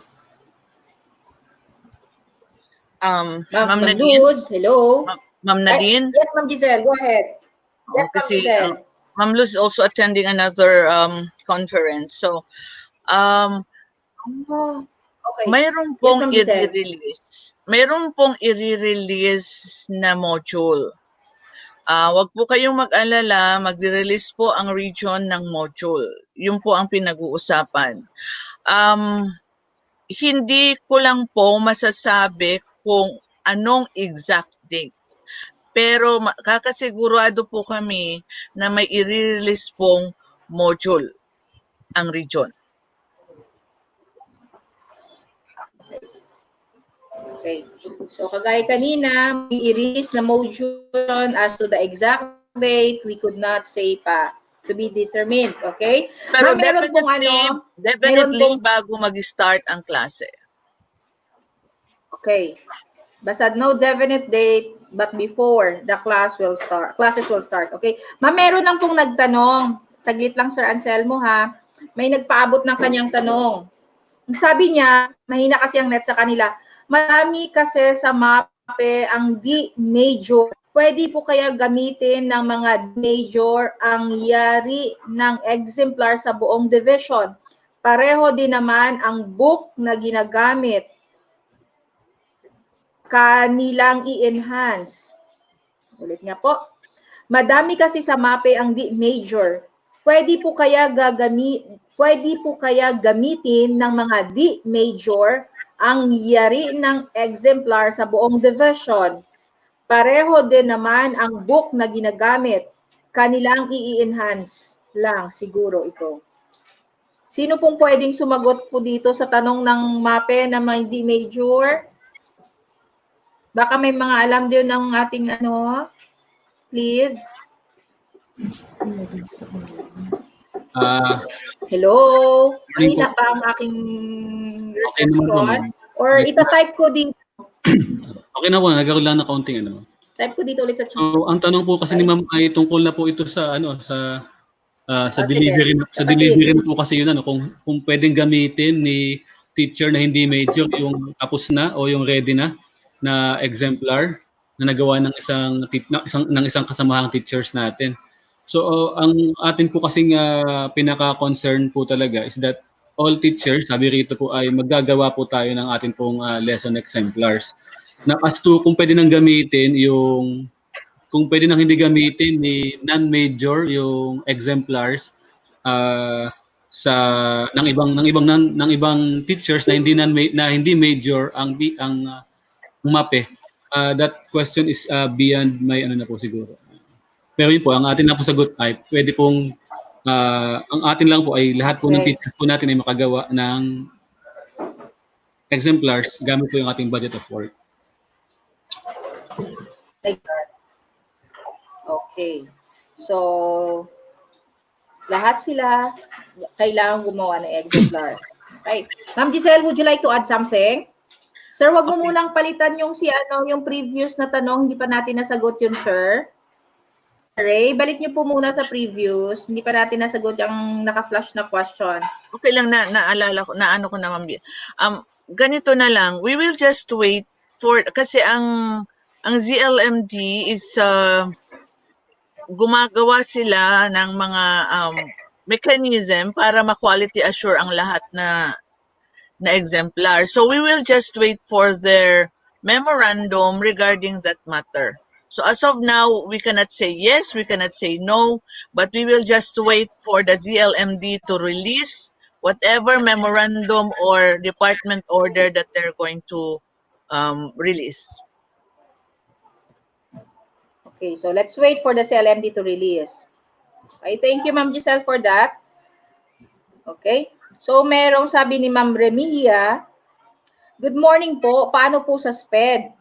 Magkakaroon po ba ng milk at module para sa SPED mismo?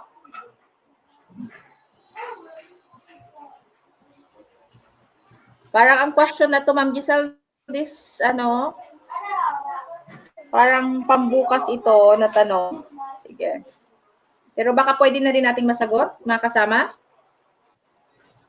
Sino pong pwedeng sumagot?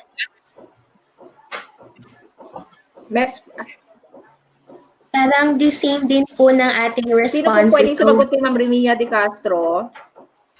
Ang ano po kasi, ang concern po kasi nila, the same po with the other questions, is yung delivery po ng module. So, katulad nga po nabanggit kanina, since we do not have them, as of this very moment, wala po tayong hawak ng mga modules, regardless kung ano pong area iyan. Ang ano po is we're just gonna have to wait until such time na dumating na po sila. Pero one thing naman po na nababanggit is magkakaroon naman po tayo ng modules. So, yun po. Okay. Thank you. Thank you, Miss Gail. Meron pa? Wait lang. Ang iba kasi mga nag-send na via messenger, hinahanap ko na yung kanilang mga tanong. Ano kayang ibig niyang sabihin dito? I-improve or ulitin? Okay. Sige. Are we really expected to put everything in the module, in the exemplar template? I mean, activities po. We will just copy-paste po everything from the module.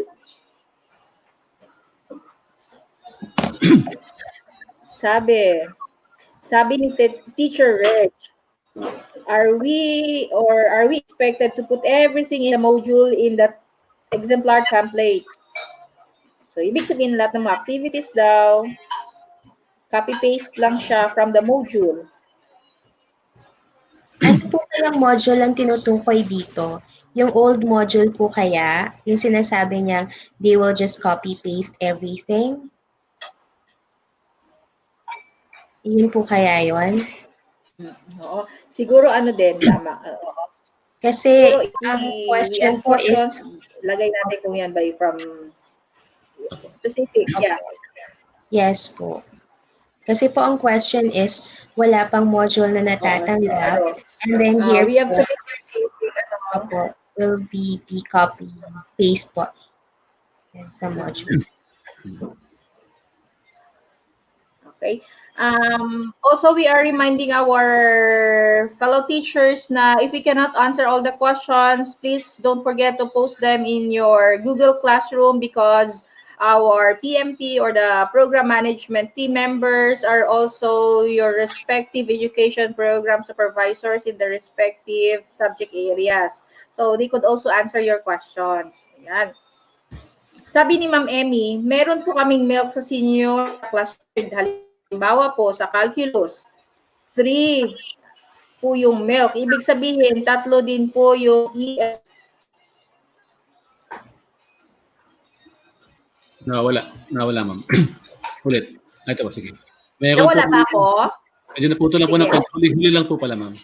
Meron po kaming milk sa senior na cluster. Okay, sige po. Okay. Halimbawa po sa calculus, 3 po ang milk. Ibig sabihin, tatlo din po ang ELC. Yung pong ELC po refers to enabling learning competencies. Or, tama po ba ako? Ma'am Emmy Velasco. So yun po, tinitingnan ko po kasi yung atin pong tagrito, yung ating mismong budget of work dito sa atin. May nakalagay po rito, sa most essential learning competencies niyo, meron po kayo rito ilang piraso? 1, 2, 3, 4, 4 po ito. At ang number of days taught po niya na nakalagay ay 4 din. So, kung ilan po yung nakalagay, sa MELC, wala po kasing enabling competencies na nakalagay doon sa part na hindi katulad doon sa senior at sa junior high school tsaka po sa LM, yung pong inyong budget of work. So, kung ang kailangan lang po natin, ma'am, ay sa exemplar po, kung nakalagay po roon ay good for 4 days, isang exemplar lang po yung ating ilalagay. Ngayon po, pagdating naman doon sa enabling learning competencies, tinitingnan ko po itong inyong mismong budget of work. Katulad dito, illustrates a random, distinguishes, finds the possible value, illustrates the probability of distribution. Ang nakalagay po doon, yun po mga nasa ibabaw po niya, malamang yun po yung mga enabling competencies niya. Isa lang po yung MELC talaga. So, ang aking sagot po ay dapat po ay sundin lang po natin yun pong nakalagay mismo sa atin pong budget of work sa senior high school. Thank you po.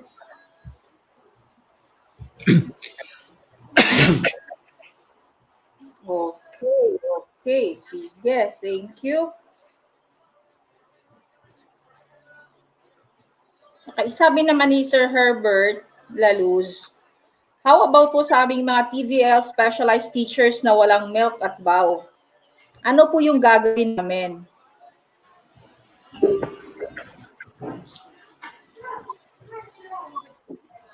Hello po, ma'am.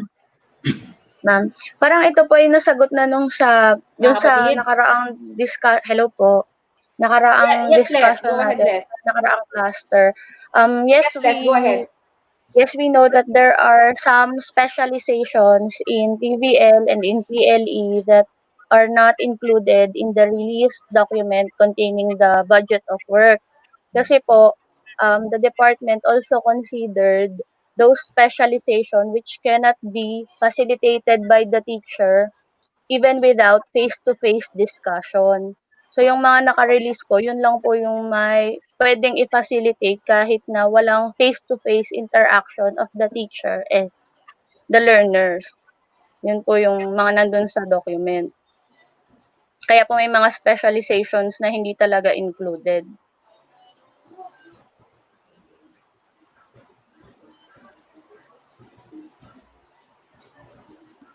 Okay, thank you, Les, sa iyong paliwanag. May magdadagdag pa po ba dyan? Sang-ayon po ako kay Ma'am Leslie.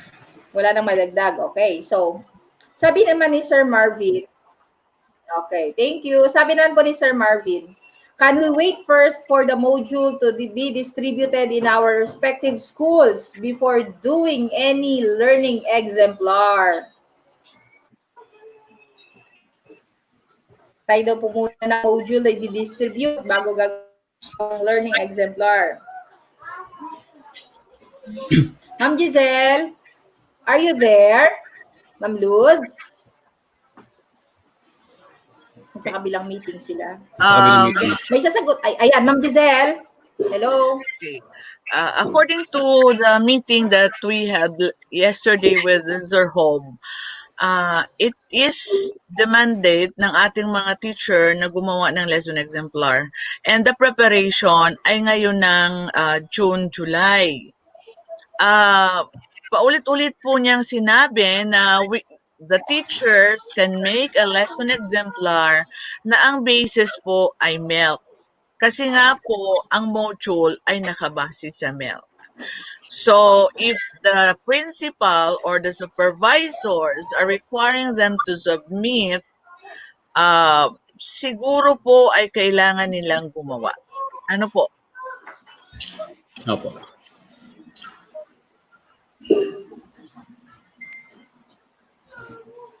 Yan. Okay. Kailangan po ba? So, malinaw na po. Ano po, Sir Marvin? Opo. Sige. Basahin ko yung tanong, ma'am. Okay. Ang sabi naman ni... sige, sir. Basahin mo. Sige, please read. Thank you po. Mga kasama, kapag tumatawa kami dito, hindi ibig sabihin na kayo yung pinagtatawanan namin. Natatawa lang kami kasi alam mo naman ang ito, mga learning facilitators, talagang we considered ourselves as really our brothers and sisters. Ganun na isang pamilya na kami dito. Kaya, sige, Sir Marvin, take it away.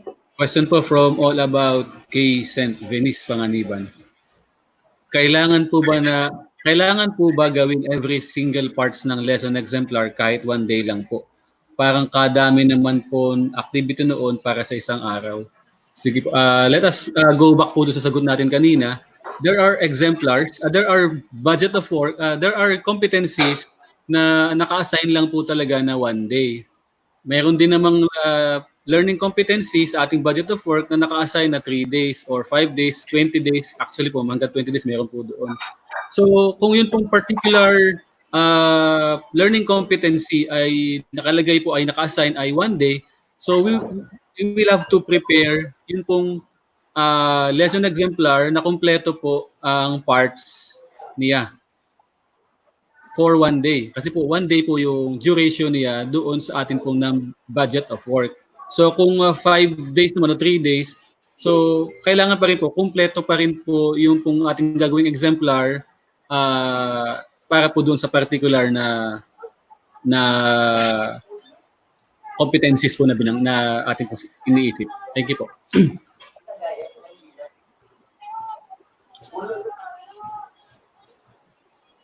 Okay.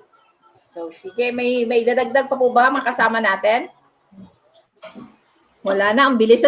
Siguro talagang sobrang dami sa YouTube na sa live comments, sa comment section. Pero saglit lang, may sinasabi ang isang taga Batangas Province. Itago na lang muna natin ang kanyang name. Sabi niya po, regarding po sa activities na gagawin sa exemplar. Kasi sabi po ay improve lamang daw yung activities na gagawin ni teacher. Paano po pagdating ni module from the region? Papalitan po namin yung mga activities na ginawa po namin kasi from RM 296 po, strictly po dapat daw na yung nasa module ang gagamitin na activities. So, ibig sabihin po, papalitan po yung mga activities namin. So, uulit yung nilalaman ni exemplar. Ulit nga. Regarding po sa activities na gagawin sa exemplar. Kasi sabi po ay improve na lang daw po yung activities na gagawin ni teacher. Paano po pagdating ni module from the region? Papalitan po ba namin yung activities na ginawa namin based doon sa RM 296?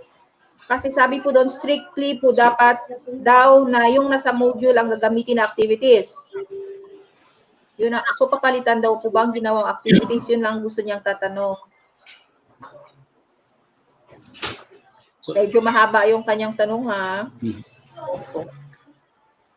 Pag dumating daw si module from the region, nakagawa na sila ng kanilang exemplar, mag-uulit ba sila?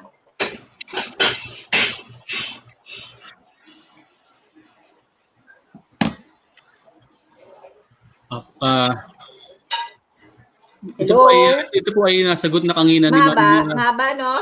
Opo. Actually, nasagot na po ito ni Ma'am kanina, Ma'am Giselle kanina. At saka I believe ni Ma'am ni Ma'am Luz din tungkol kanina rito. So kung nakagawa na, hindi po mababaliwala yung ating mga ginawa sapagkat yun pong nandoon po sa nasa module po naman din. Kung magkakaroon man po ng kaunting pagbabago, hindi naman po ibig sabihin na ano po natin. Yung pong ating mga gawa. Thank you po.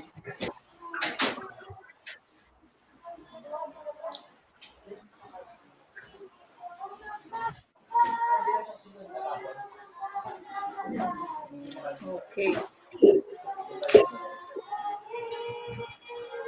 Okay, sige.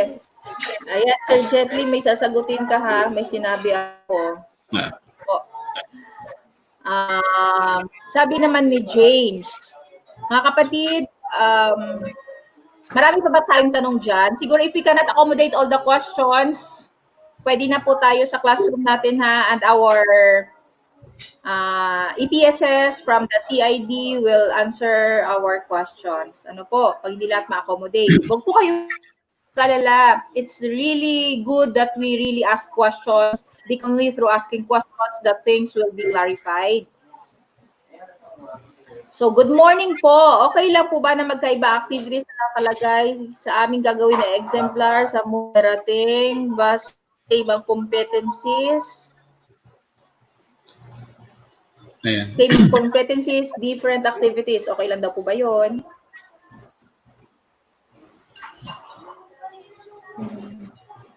Kasi nga po, Ma'am Ane, bali, siyempre, magkakaroon ng counting. Same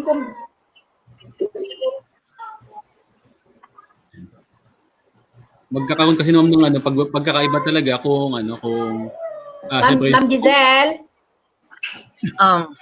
Okay, let me answer. Kasi po, halimbawa, ang isang skill na dinidevelop. Yes, halimbawa po, ang skill na dinidevelop, like to describe an object, no? Bawa, i-describe kung ito ay bilog, ito ay parihaba, or what. Isa lang po ang skill niyan throughout. So, kung ano ang activity nyo doon, pero ang skill na didevelop ay describing, ay hindi po naman papalitan nyo dahil iba yung activity na nilagay sa module. Ang tinitingnan po doon, ano yung skills na dinidevelop? Nag-deviate ba kayo sa module? Nag-deviate ba kayo sa MELC? Nag-deviate ba kayo sa learning competency? Kung hindi po, yun po yung ginawa nating exemplar, tama na po yun. O it doesn't mean na ang pinadescribe sa activity ay pinadescribe ang shape ng bola, at ang activity nyo ay pinadescribe ang shape ng full moon, ay magkaiba na po ba yun? But the skill is just the same. So, yung activity po ay hindi natin pinag-uusapan doon. Ang tinitingnan natin, yung skills na dinidevelop, pareho po ba ng nasa MELC or hindi?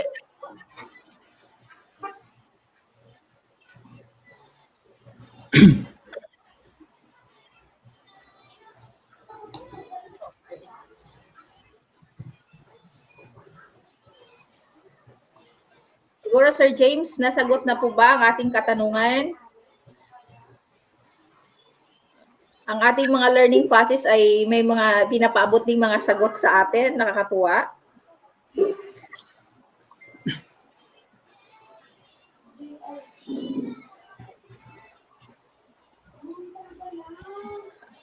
Ang dami na sinasagot. Wait lang ha. Siguro ito kanina.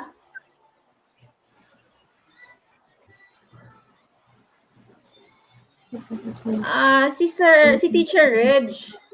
Naalala ko kasi yung kaniyang family name, ang kanyang name.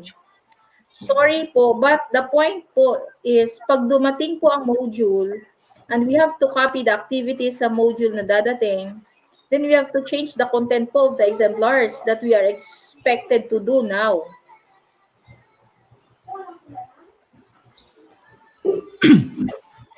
Napapatahimik ako. Yan po yung, actually po yung sinabi rin ni Ma'am Giselle kanina. Bumalik si Teacher Reg. Apo. At yung yung pong sinagot ni Ma'am Giselle kanina tungkol po sa pagbase na rin sa MELC. Kung sinabi nga po kanina na kung magde-describe tayo, tapos ang nakalagay din dun sa exemplar mo ay nagde-describe ka din, tapos ang dumating na module ay nagde-describe din naman, somehow po ay related pa rin naman po siya at magkatulad pa rin naman siya. Ang mahalaga po, ang binabanggit ni Ma'am Giselle kanina, is that hindi tayo lumayo po doon sa mismong idea po ng MELC. Kung ano po yung naisipagawa ng curriculum ng MELC.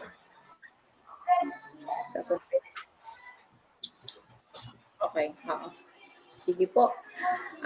Siguro mga kapatid, because kung may mga ano pa ba dyan, may mga critical questions, because if not, Marami pa po ba?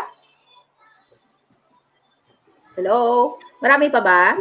Marami pa tayo dyan sa ating comment section. Okay. Sige. Sir Christian, kapatid na Mesper, pwede bang ikaw magbasa nito kay Sir Norman? Ayan. So, from Sir Sir Christian, Norman. hello. Hello. Yeah, Ito po. Question po natin. Yes, ikaw muna mag-ano sa akin. Thank you. Namiss ko magsalita. Okay. Ikaw muna magbasa, So, kapatid. yes po. May sasagot Question from Sir Norman. Paano daw po kung sa paggawa namin ng exemplar ay iba po ang magawa naming activities as compared po sa modules na dadating para sa mga bata? So, kailangan po ba naming i-modify ang mga exemplar namin? Ayan. Sige po. Tingin natin sinong karapat-dapat sumagot po nito. Mga co-passes po. Okay. Ayan. Si Ma'am Giselle ulit. Okay. When it comes to exemplar, pinag-usapan na natin ng exemplar ngayon, Pero bukas po ay sasagutin niya ng buo ng ating facilitators. When it comes to lesson exemplar, we have another session for that. At ang inyong mga katanungan regarding exemplars ay atin pong sasagutin para bukas. Ano po? Ayan. Sir Norman, pakiabangan lang daw po. So tomorrow po, masasagot po ang inyong mga katanungan. Nakakatuwa po ang ating mga participants. Talagang advance po ang kanilang pagtatanong at kitang-kita po natin ang intention po nila na... Okay. May I also add? Sorry, no?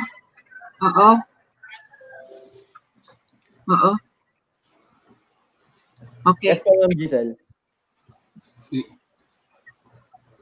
Ma'am Luz? Yes po. So kanina po yung katanungan tungkol po sa mga activities. Kung halimbawa may exemplar na sila at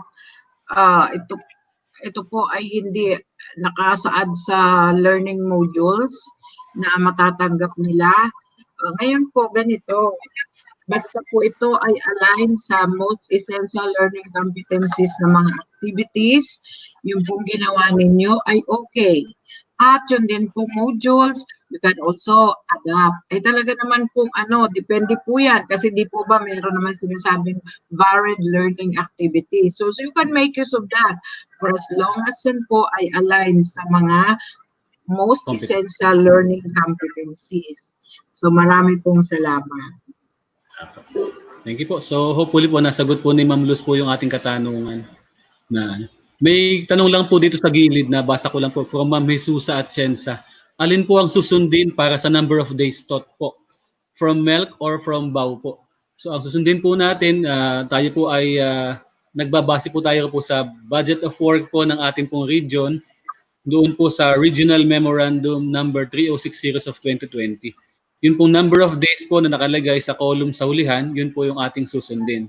Ano po, Ma'am Jesusa at Cienza. Thank you po.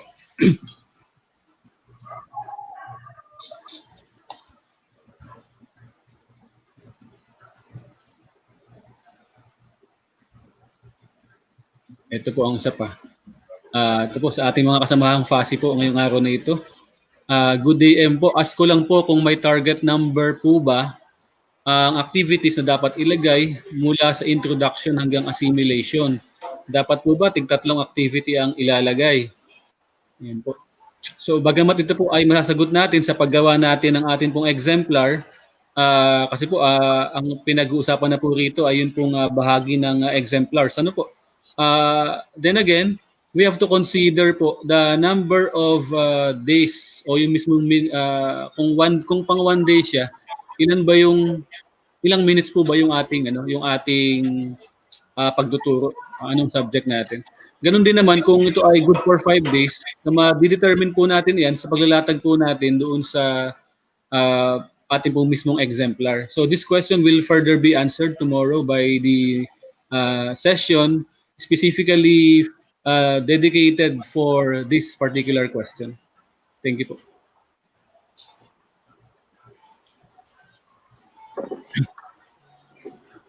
Sige, ma-picture natin.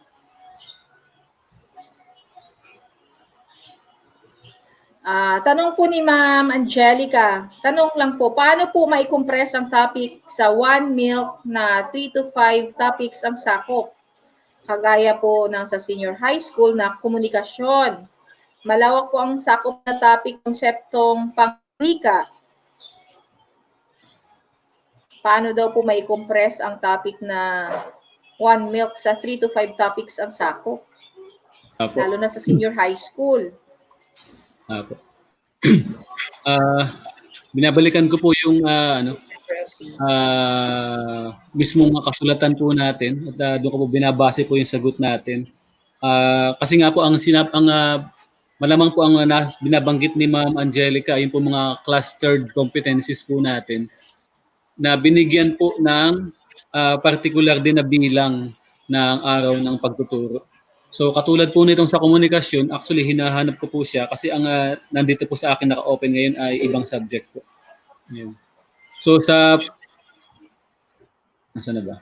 Yan.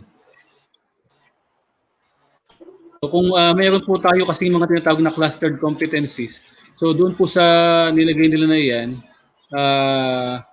iniisip po ng atin pong region na kaya po itong sundan o gawain sapagkat ang mga pinagsama-samang competencies po ay mga related competencies naman po siya. Kaya po yun po yung sabi rin, design their lessons on the MELC and or clustered MELCs using the IDEA instructional process.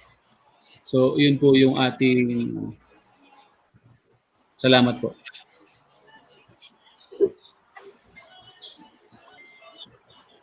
Okay. Sige. Nakakatuwa, no? Kahit tayo yung mga nandito, sumasagot kayo dyan, meron tayong support from our colleagues na mga LF mula sa group natin. Thank you. Thank you sa acknowledge natin yung mga kasama nating learning, facilitators dito sa module na to, module 1. Okay. Sabi ni Ma'am Annalisa, paano po ginagawa yung unpacking of learning competency kung sakali pong hindi nakasama sa BAW ang kasanayang kabilang sa MELC?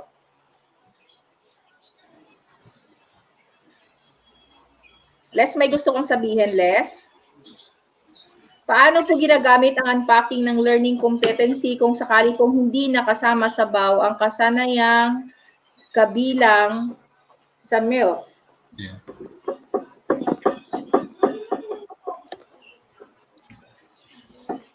Ma'am Leslie, may sasabihin po ba kayo, sabi ni Ma'am Nalin?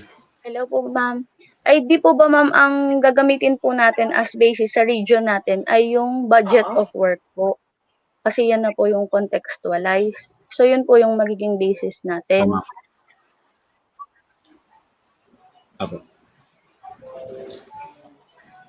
Apo, yun, ma'am. Okay. So, atin pong gagamitin na. Thank you, Ma'am Leslie. So, sabi niya, paano po ginagawa ang unpack? Ang unpacking po kasi ay wala yung tanong.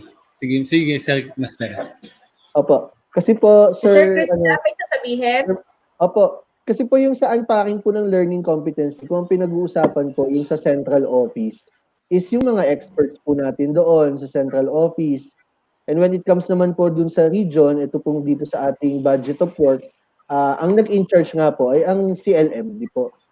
So, yun, ang ating pong susundin, nabanggit na nga po ni partner ni Ma'am Leslie, is yung sa CLMD po, ang ating Region 4A Pivot 4AQ budget of work po.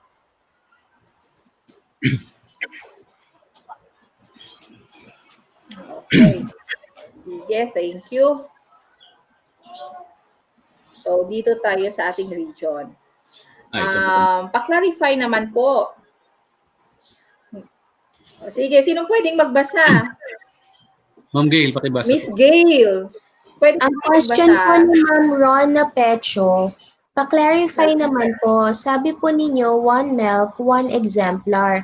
Tapos po, kailangan po isama at unahin ituro ang enabling. Paano po kung di-related ang enabling sa milks? Parang hirap pong i-align sa paggawa ng LE, ng lesson exemplar. Sige. Isa-isahin po natin yung tanong kasi medyo mahaba po. Unang-una po atin pong bigyang linaw na yun pong enabling competencies po at saka yung MELC po. Yung pong enabling competencies na nakalagay bago mag-MELC, ibig sabihin po noon, ang ating pong enabling competencies na nakasulat ay related po siya doon sa most essential learning competencies sapagkat ang enabling competencies ay prerequisite skills na kailangan bago maabot o ma-satisfy o ma-achieve ang ating pong most essential learning competencies. Ano po? So, yun po namang tanong natin na isa pa, ano ang unang ituturo? Sabi riyan, unahin ituro ang enabling. So, yun nga po, sa paggapo ng lesson exemplar bukas, atin pong makikita kung saang bahagi dapat pumasok si enabling competencies sa ating exemplar. Yun po, salamat po. Hindi po makikita bukas, ma'am, kung saan pong bahagi ng lesson exemplar papasok ang ituturo ang enabling competency. Thank you.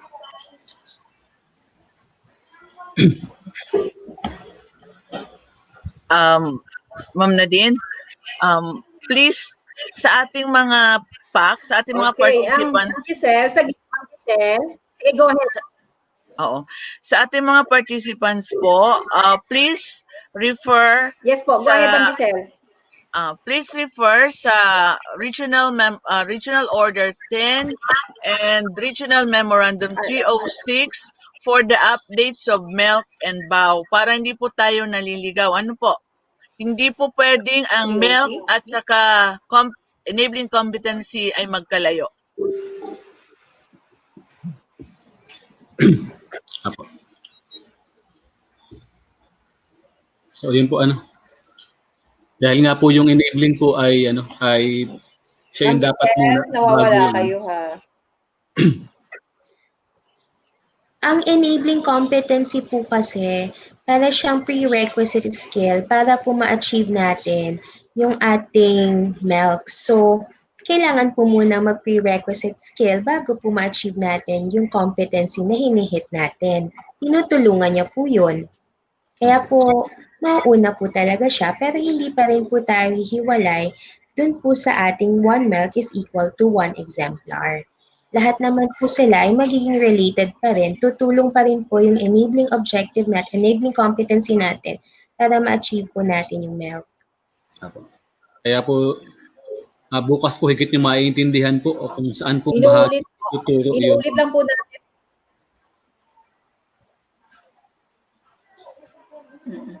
Sige. Sir Murphy, mga kasama, inuulit lang natin para maliwanagan po tayo at guided po tayo ng MELC.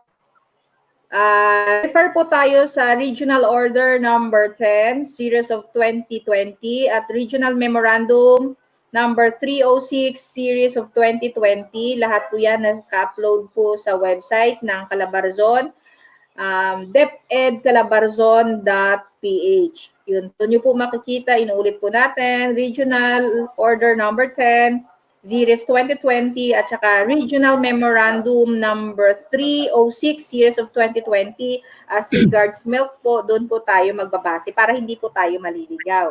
Thank you. May isang tanong. Isa lang po. Yung tungkol lang po, ma'am, sa nawalan ng kapatid, go ahead. Yung tungkol lang po sa template ng ating pong activity, yung ating assignment po natin, muli po ibibigay po natin sa atin pong mga class managers para po sila magbibigay po sa bawat isa sa inyo, sa bawat participants po. Thank you po.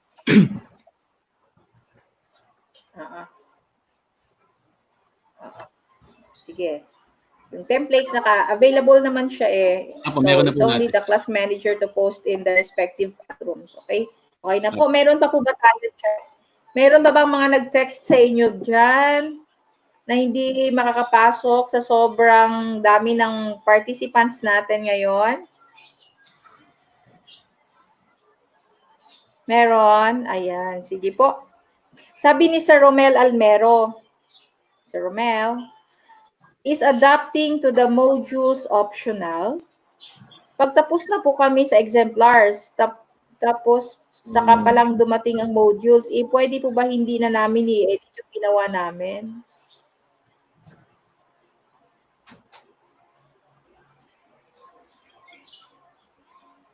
Kapag in-upload ba natin yung modules, optional po ba yun?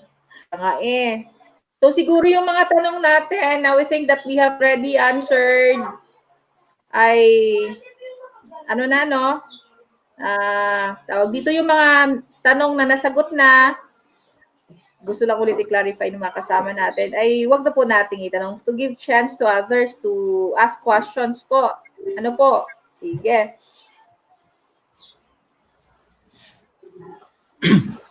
Okay. Meron pa po ba tayo? Alam ko nasagot na natin to kanina. Ano, meron pa ba tayo dyan? Marami pa ba tayong mga tanong? Hello? Nagbabasa po kami sa gilid, ma'am, na ayan. Tingnan natin sa classroom. Baka may mga nagtanong sa class. Okay.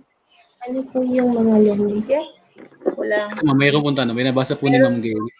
Ba? Ang sabi po ni Ma'am Janine Asugi, paano po kung yung mga learning competency ay papatak sa isang lesson? Hindi po ba pwedeng pagsamahin na lang sila sa iisang exemplar? Ang basis pa rin po natin would be yung nasa MELC. So kung ano po yung isang MELC, isang exemplar po siya, regardless po kung ano pa yung tinutukoy ni Ma'am dito. Basta po yung isang MELC po naka-indicate doon, isang exemplar po ang gagawin natin for that. Tapos i-consider po natin ilan po yung naka-indicate na number of days. Kasi iyon po yung magsasabi sa atin ilang araw po, ano po yung duration, yung exemplar na gagawin natin for that.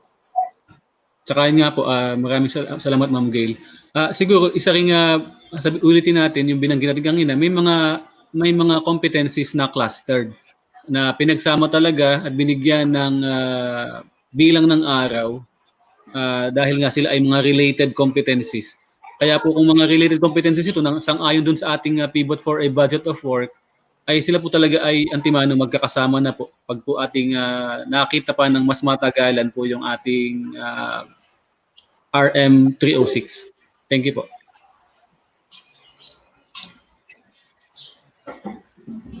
Okay. Talagang yung ating mga kasamahang guro talagang gusto lang talaga nila maliwanagan para sigurating ng pasukan ay okay na ang lahat at saka syempre nasa tamang daan yung tinatahak nila. Sabi nga po ng isa, sabi niya dito, Sir Erickson ha, sabihin ko na, no need na paghiwalayin kung sadyang magkakapatid. Apo.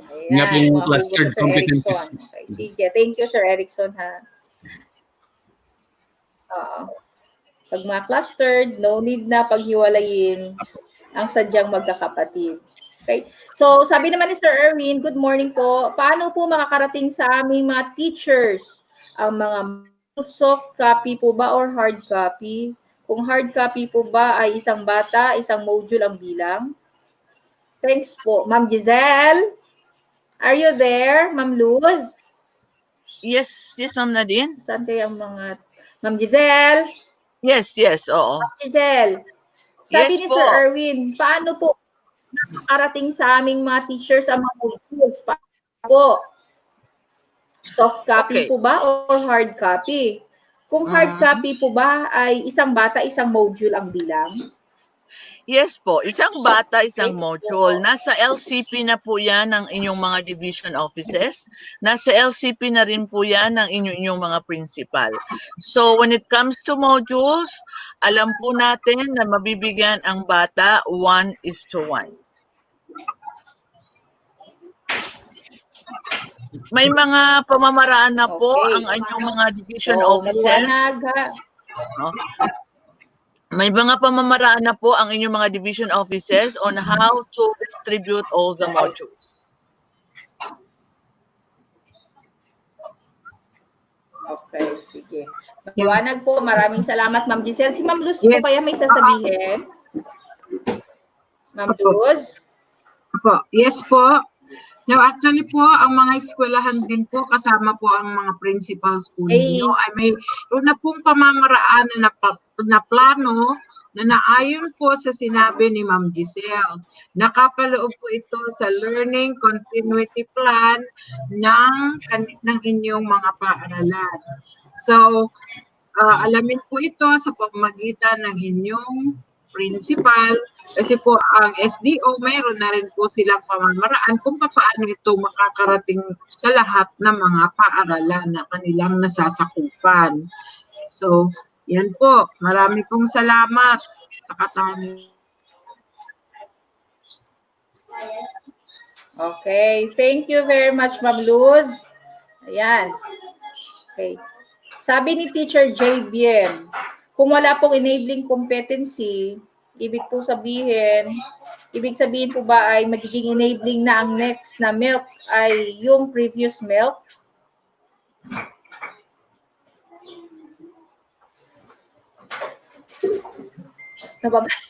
Ano?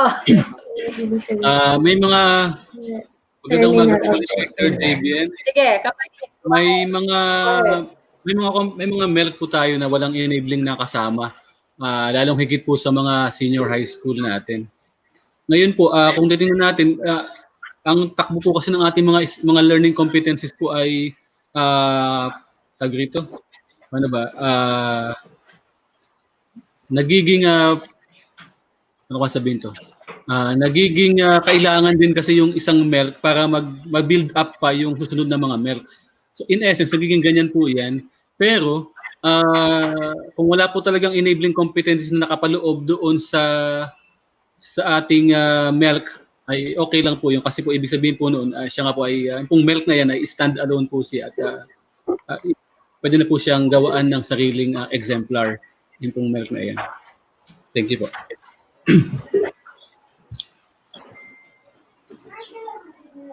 Wala na pong magdadagdag dyan because we were closing this activity by 11:30 and if we cannot accommodate all your questions, inuulit po natin na doon nyo po ipopost sa Google Classroom and our EPSS from the CID will answer all our questions. Para lalo po tayong maliwanagan. That's the reason why we have classrooms. Oh. Meron pa po ba? Meron pa? Okay, siguro we will have two more questions after this. Sabi ni Ma'am Marizel Lopez, I believe po as of this date, may nasimula na po module.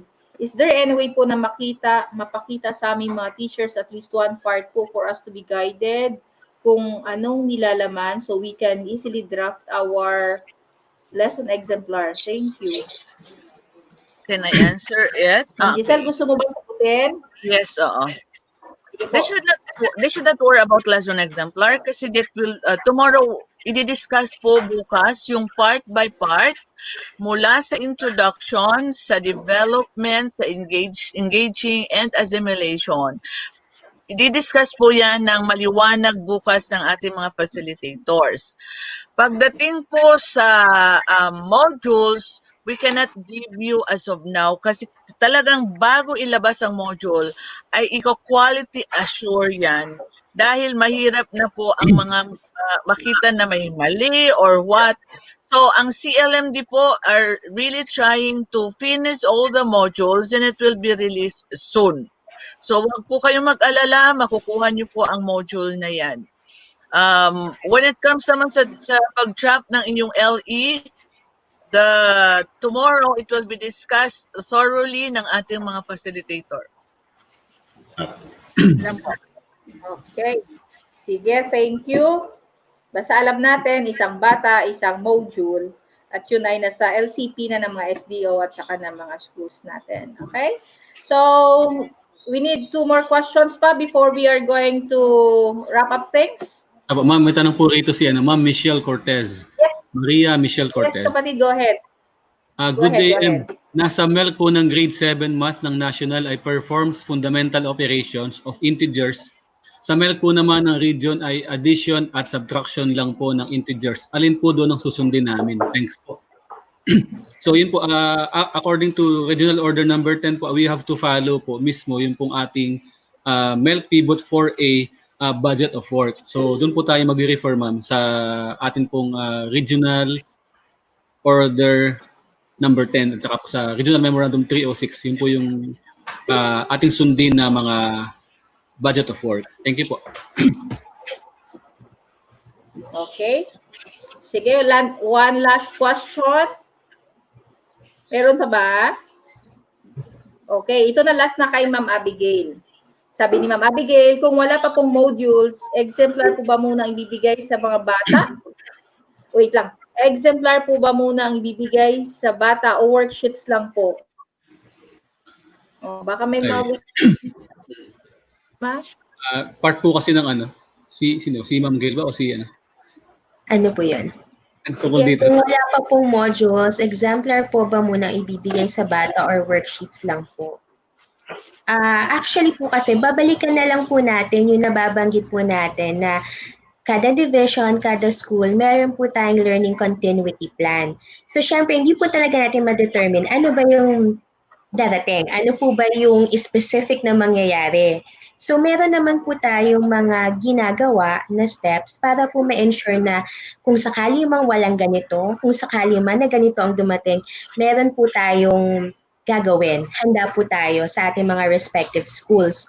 So, hindi po natin masabot kung wala pa pong module kasi nag-entertain po tayo ng mga idea. Meron pong darating na module. Ngayon, kung sakali, syempre sila po ay concerned. Kung sakaling wala, ano po ang gagawin? Tingin ko ayun po yung concern ni Ma'am eh. Kung sakaling wala, devil's advocate, walang dumating na module, anong mangyayari? I'm sure po ang inyong mga respective divisions at respective school heads ay naisip na yon at meron na po silang naka-specify sa kanilang learning continuity plan. So, rest assured po, meron naman po tayong contingency plan dun sa mga ganun pong plano. Okay. So, maraming salamat mga learning facilitators, ang ating mga who are assigned for today. So, ito lang po reminders ang ulit natin na ang output po natin for today, yung kay Sir Mervin, yung sa session 2, please do not forget your class managers will upload this in your respective classrooms, and at the same time, you need to submit your output tomorrow before 8 o'clock. And then, alam naman natin, para mas lalo ba tayong guided tungkol sa most essential learning competencies, mga kapatid, balikan po natin ang Regional Order number 10, Series of 2020, at Regional Memorandum number 306, Series of 2020. These two memoranda documents will guide us, okay? And of course, merong learning continuity plan ng ating mga SDOs at saka ang ating mga schools, kaya wag po tayo mag-alala kasi assurance naman sa atin, isang bata, isang module. Okay po? So, maraming salamat mga kaibigan. Last words po muna siguro before we're going to end. At saka the last message to give is our HRDD chief. Let's begin with Sir Christian. Your parting words, please. Nagpapasalamat lang po. Maraming salamat po sa pakikinig. At wag po kayong magsasawa. Kasi po, sa new normal po talaga pong lahat po tayo ay nag-a-adjust. Ang mas stress po ay talo. Yun lang po. Okay. Thank you very much, Sir Christian. Ma'am Leslie? Maraming salamat po. And I think yung worry po kasi ng mga kasamahan natin, paano kung masayang yung gagawin naming exemplar ngayon, mga ganun po yung iniisip nila. So, in DepEd, di ba, matagal, yung iba sa atin matagal na sa DepEd, so dapat ihanda natin yung mga sarili natin, and let's not think na our efforts, the resources will be put into waste, kasi tandaan natin laging meron tayong mga supplemental activities, pwede natin siyang gamitin na supplemental activities for our learners, mga intervention materials sa school. So, hindi masasayang kung ano man yung mga gagawin natin. Kasi parang yun yung mga worries ng mga kasamahan natin kanina tungkol dun sa paggawa ng exemplar since wala pa yung mga module. So, yun lang po. Maraming salamat po. Thank you, Les. Next, we have Gail. Yes po, thank you very much po Gail. for the thank you very much po for the opportunity. And susugan ko lang po yung nabanggit na po ni Ma'am Leslie na siguro nga po the fact na marami pong concerns, marami pong tinatanong yung ating mga kasamahan na guro, it's because they are concerned. Kasi kung wala po silang pakialam, dead ba na po sila, hindi na po sila magtatanong. So I take it as a good omen, it's a good thing na naguguluhan sila nagtatanong, they want to clarify things because they want to make sure na handa, ready tayo, and alam natin kung anong gagawin natin sa pasukan. So, I take it as a positive thing po. So, thank you po. Nakikinig sila, they wanna know kung ano pa nangyayari. Thank you, Ms. Gail. Okay, thank you. Sir Marvin? Ayun po, napakaganda po ng atin pong naging talakayan. Unang-una, nagpapasalamat po ako sa mga teachers po natin from other divisions po na ating kasama po ngayon. At salamat din po sa ating mga kasamahan po sa ating GC na sumusuporta sa ating mga tanungan. Talagang very much appreciated po. Ngayon, pagdating po naman doon, sabi nga kanina ni Ma'am Gail tsaka ni Ma'am Leslie, ang mga guro natin ay nakikita na nila kasi po kung ano ba yung mangyayari in the coming days. Talagang sila po ay ma-appreciate talaga natin yung concern nila talaga sa learners at sa kanilang mga sarili, sa kanilang school, at ganun din sa atin, kaya sila nagtatanong. Kaya your questions are very much appreciated po. Yung questions na hindi namin nasagot po ay sasagutin pa rin po natin sa abot ng ating makakaya. Kaya po, hopefully po makapture natin lahat. Maraming salamat po sa inyo pong lahat.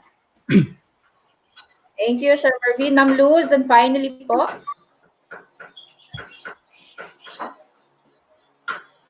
Aga po sa lahat. Ako po talagang nag-uumapaw ang aming pasasalamat sa inyong lahat. Una po ang ating mga learning facilitators na matyaga pong nasisagot lahat ang inyong mga katanungan.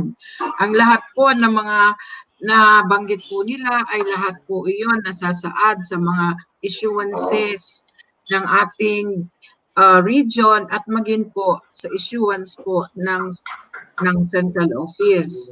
So sa ngayon po, ito pong araw nito ay una pa lamang po ito. Actually, 3 days po ang ating sessions na mangyayari at bukas mag-i-enjoy pa rin po kayo sa lahat po ng mga sessions na gagawin. So lalo pong palalalimin ang ating kaalaman ng tungkol sa paggagawa ng lesson exemplar. At ang pinakahuli po ay yung papaano po may sasagawa ng guro ang lesson exemplar na nagawa nila. So excited po ba kayo? So ito lamang po ay unang araw. So we hope that you will be with us till the end of this 3-day module for you. This is module 1 of this course. So again, ulitin ko po, this is a NAEAP recognized program for all of you. So lahat po na inyong mga certificate ay considered po na malalagyan natin ng Professional Development Credit Units.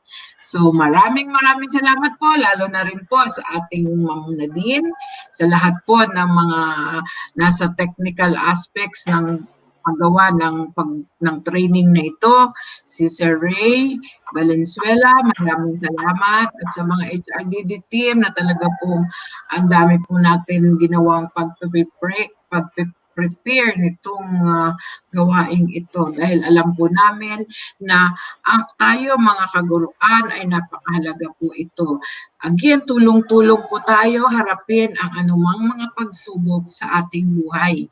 Pero positive thinking lang po tayo. Kaya natin ito ng sama-sama. Kaya wag po kayong mahihiya na magtanong dahil po, yan po, pag nagtatanong, ibig sabihin po, meron pang hindi gaanong nauunawaan or meron din po kayong isa-suggest na pwede rin ma-adapt ng lahat. Ganon po tayo. Tulong-tulong para po ang lahat ng ito ay may sagawa natin para sa bata, para sa bayan. Maraming salamat po muli. Thank you, Ma'am Luz. And of course, ang mga kasama natin sa PMT, mga kapatid, sila yung nasa inyong mga classrooms, yung tumutulong sa atin, at saka yung mga kasama nating mga HR SEPs ng clusters, ng cluster 3. We have Batangas Province, Batangas City, Lipa City, and San Pablo City. And of course, si Ma'am Giselle, nakasama ko sa HRDD. At kayo makasama ko rin, ng mga especially sa HRDD, and of course, Mark, for making things possible, especially as regards technology. We know that you're workers. Kaya maraming salamat. And of course, sa regional office, kayo makasama din po natin sa region. Maraming salamat. At, syempre, pag learning facilitators, you're always one family. Kaya, maraming salamat sa inyo. At mga kaibigan, huwag niyo po kalimutan na mag-evaluate ang mga links po for the evaluation. Makikita po sa inyong respective classrooms. Yang inyong attendance tomorrow po ulit. We'll start at 7:40 kasi we have 3 sessions for tomorrow. At alam natin na kung gaano kadami yung mga naitanong natin, baka bukas ganun at masobra pa. Because in asking questions to make things clarify. Ayan po. Maraming salamat sa inyo lahat. This is Nadine from HRDD signing off.